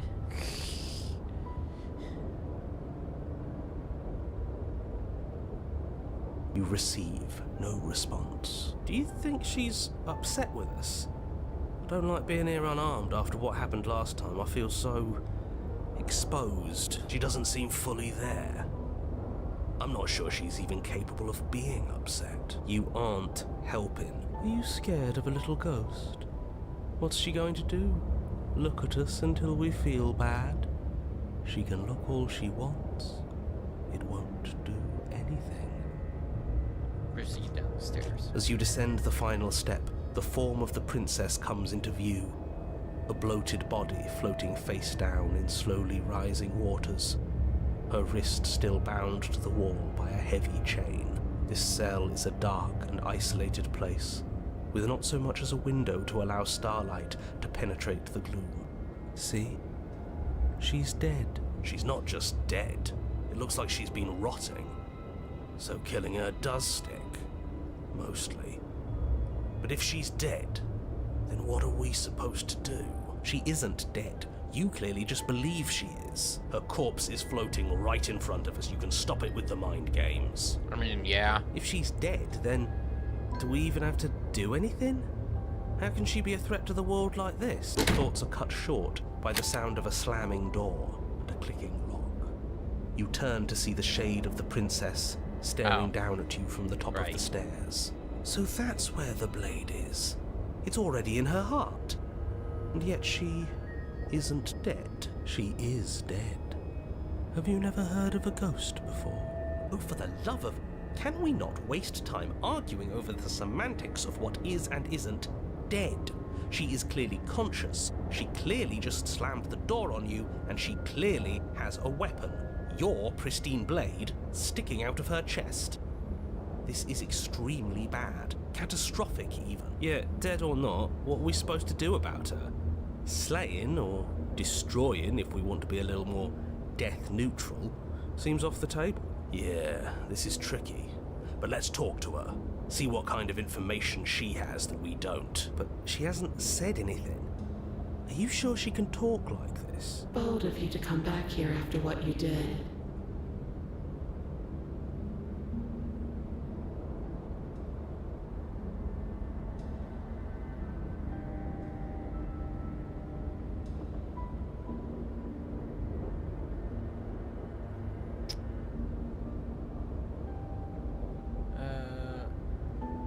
I only killed you after you killed me first. But she doesn't answer your question. All she does is watch you in shadowed silence. Do you hear that trickling sound? The water's rising, isn't it? It is, and it's rising fast. Oh, that's interesting. We've never drowned before. I wonder how it'll feel. Bad, I bet. I don't think dying ever feels good. Yes, how astute. Dying is bad and you should avoid it. How about you stop trying to talk to her and do something instead?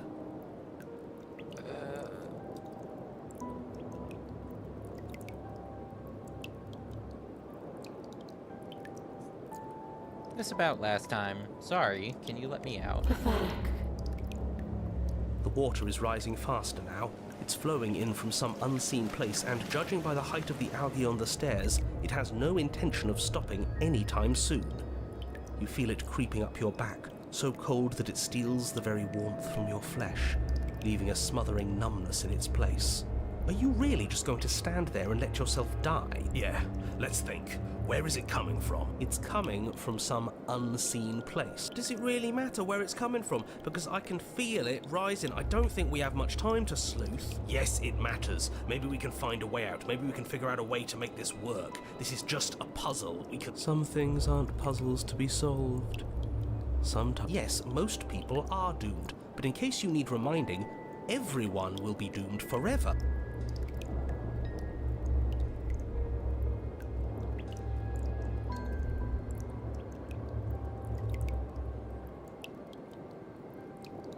I don't want this.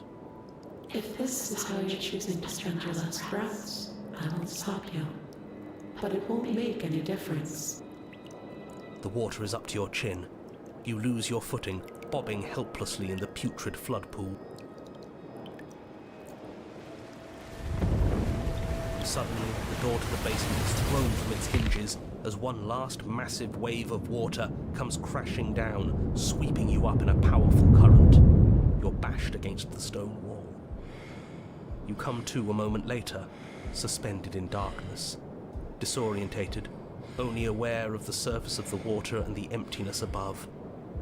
And of course, the princess, hovering above you, watching in silence as you struggle to stay afloat in the icy depths. It's so dark and cold, I think our limbs are slowing down. How much longer? Just keep breathing. We'll figure this out. Or we won't.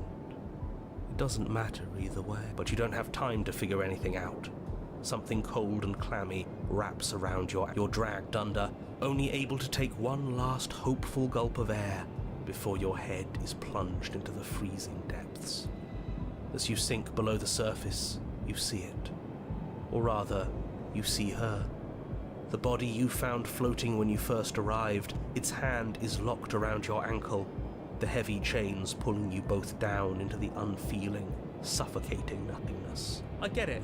We shouldn't have killed her. Just get it away from us, please. The past is the past. There's no changing it. There's nothing to fix. And there's not a lot we can do about the present either. Not unless we think, like we should have been doing all along.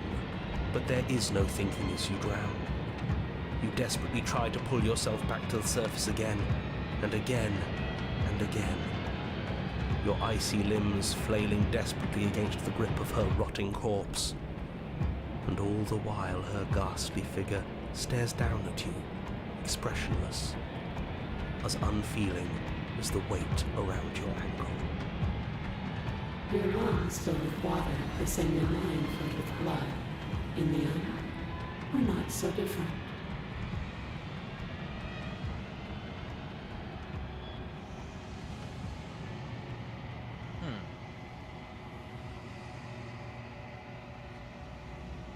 Your lungs don't fill, nor will they ever. It's time for you to leave. Memory She's gone. returns. And there's that. Approach the mirror. You're right. Part of me wants the truth, but something stronger is holding me. Ignore the cowards. Gaze. You've withered.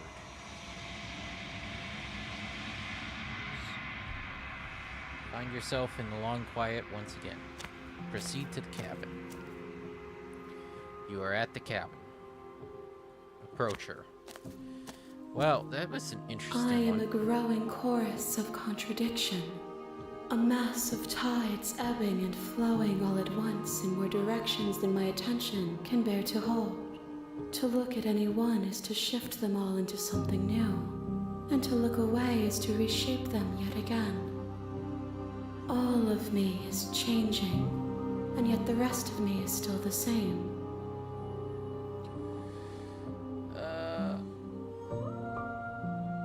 Can't be a contradiction. Contradictions don't exist. That's blatantly false.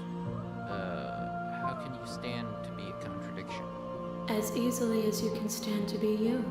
You are like me, even if you have chosen not to look at the corners of you that do not fit. even if you have chosen to ignore the brilliant contours of your soul.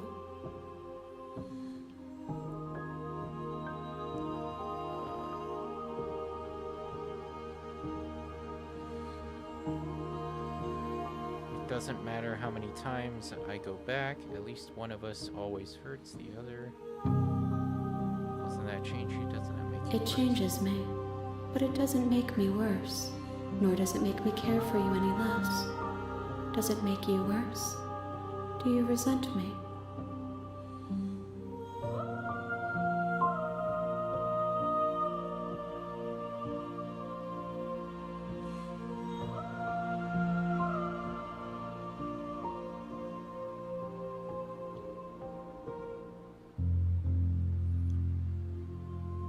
It all seems so distant as soon as I'm near you. Makes me like you even more. I have no opinion one way or the other. I just want it all to stop. It will, in time, but you still have a ways to go before we are done. Know that I hold no malice for you.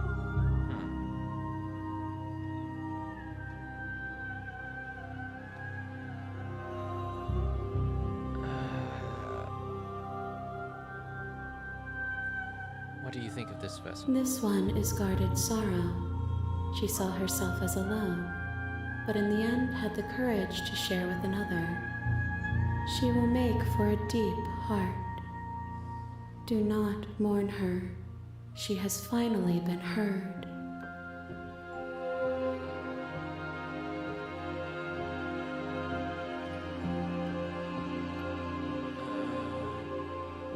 Do you know what happens to the worlds we leave My behind? perspectives are shadowed.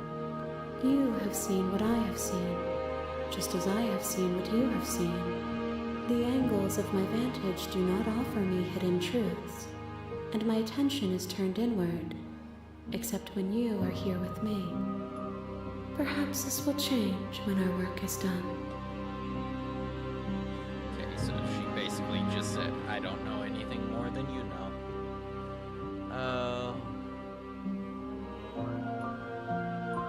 How many more vessels? We will know when we near our destination. Thank you for that beautiful insight. I'm ready to go back. I will be here when it is time for us to meet again. Everything goes dark and you die. Alright, You're on a path in the wood. I think I'm going to call it here for tonight.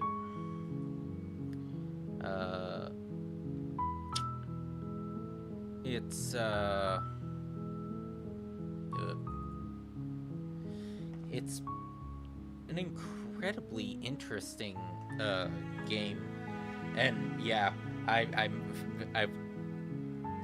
put the title in there, like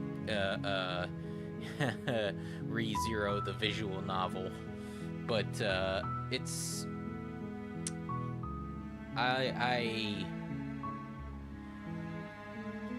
it's interesting because some loops carry over into others, but then you eventually reset to the princess in the cabin. The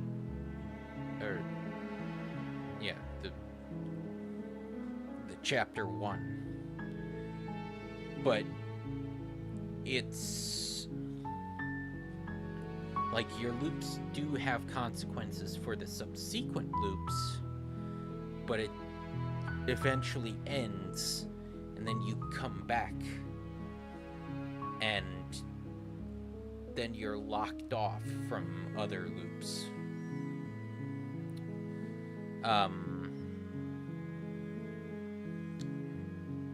And it's interesting. It's incredibly Lovecraftian in the mystery of it all, in the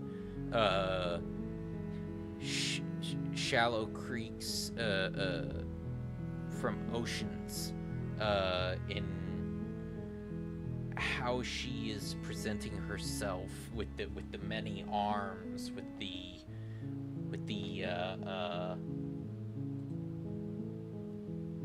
with names such as the Long Quiet and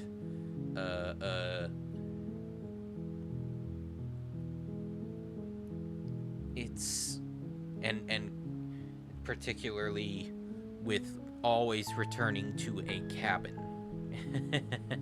I don't know why that screams Lovecraft to me, but I have no issues with that. I love Lovecraftian stuff. But yeah, I look forward to maybe finishing this in the next scheduled stream for this. But I just know I'm pretty much out of time for tonight. So yeah, I hope that you all enjoyed the stream, that you all found some enjoyment in my commentary, in my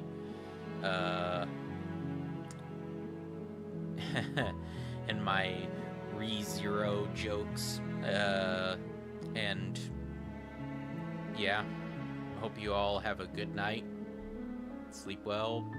There will be a stream tomorrow. I don't know whether I'm going to continue with Dredge or if I'm going to change over to something different like Space Marine 2, given that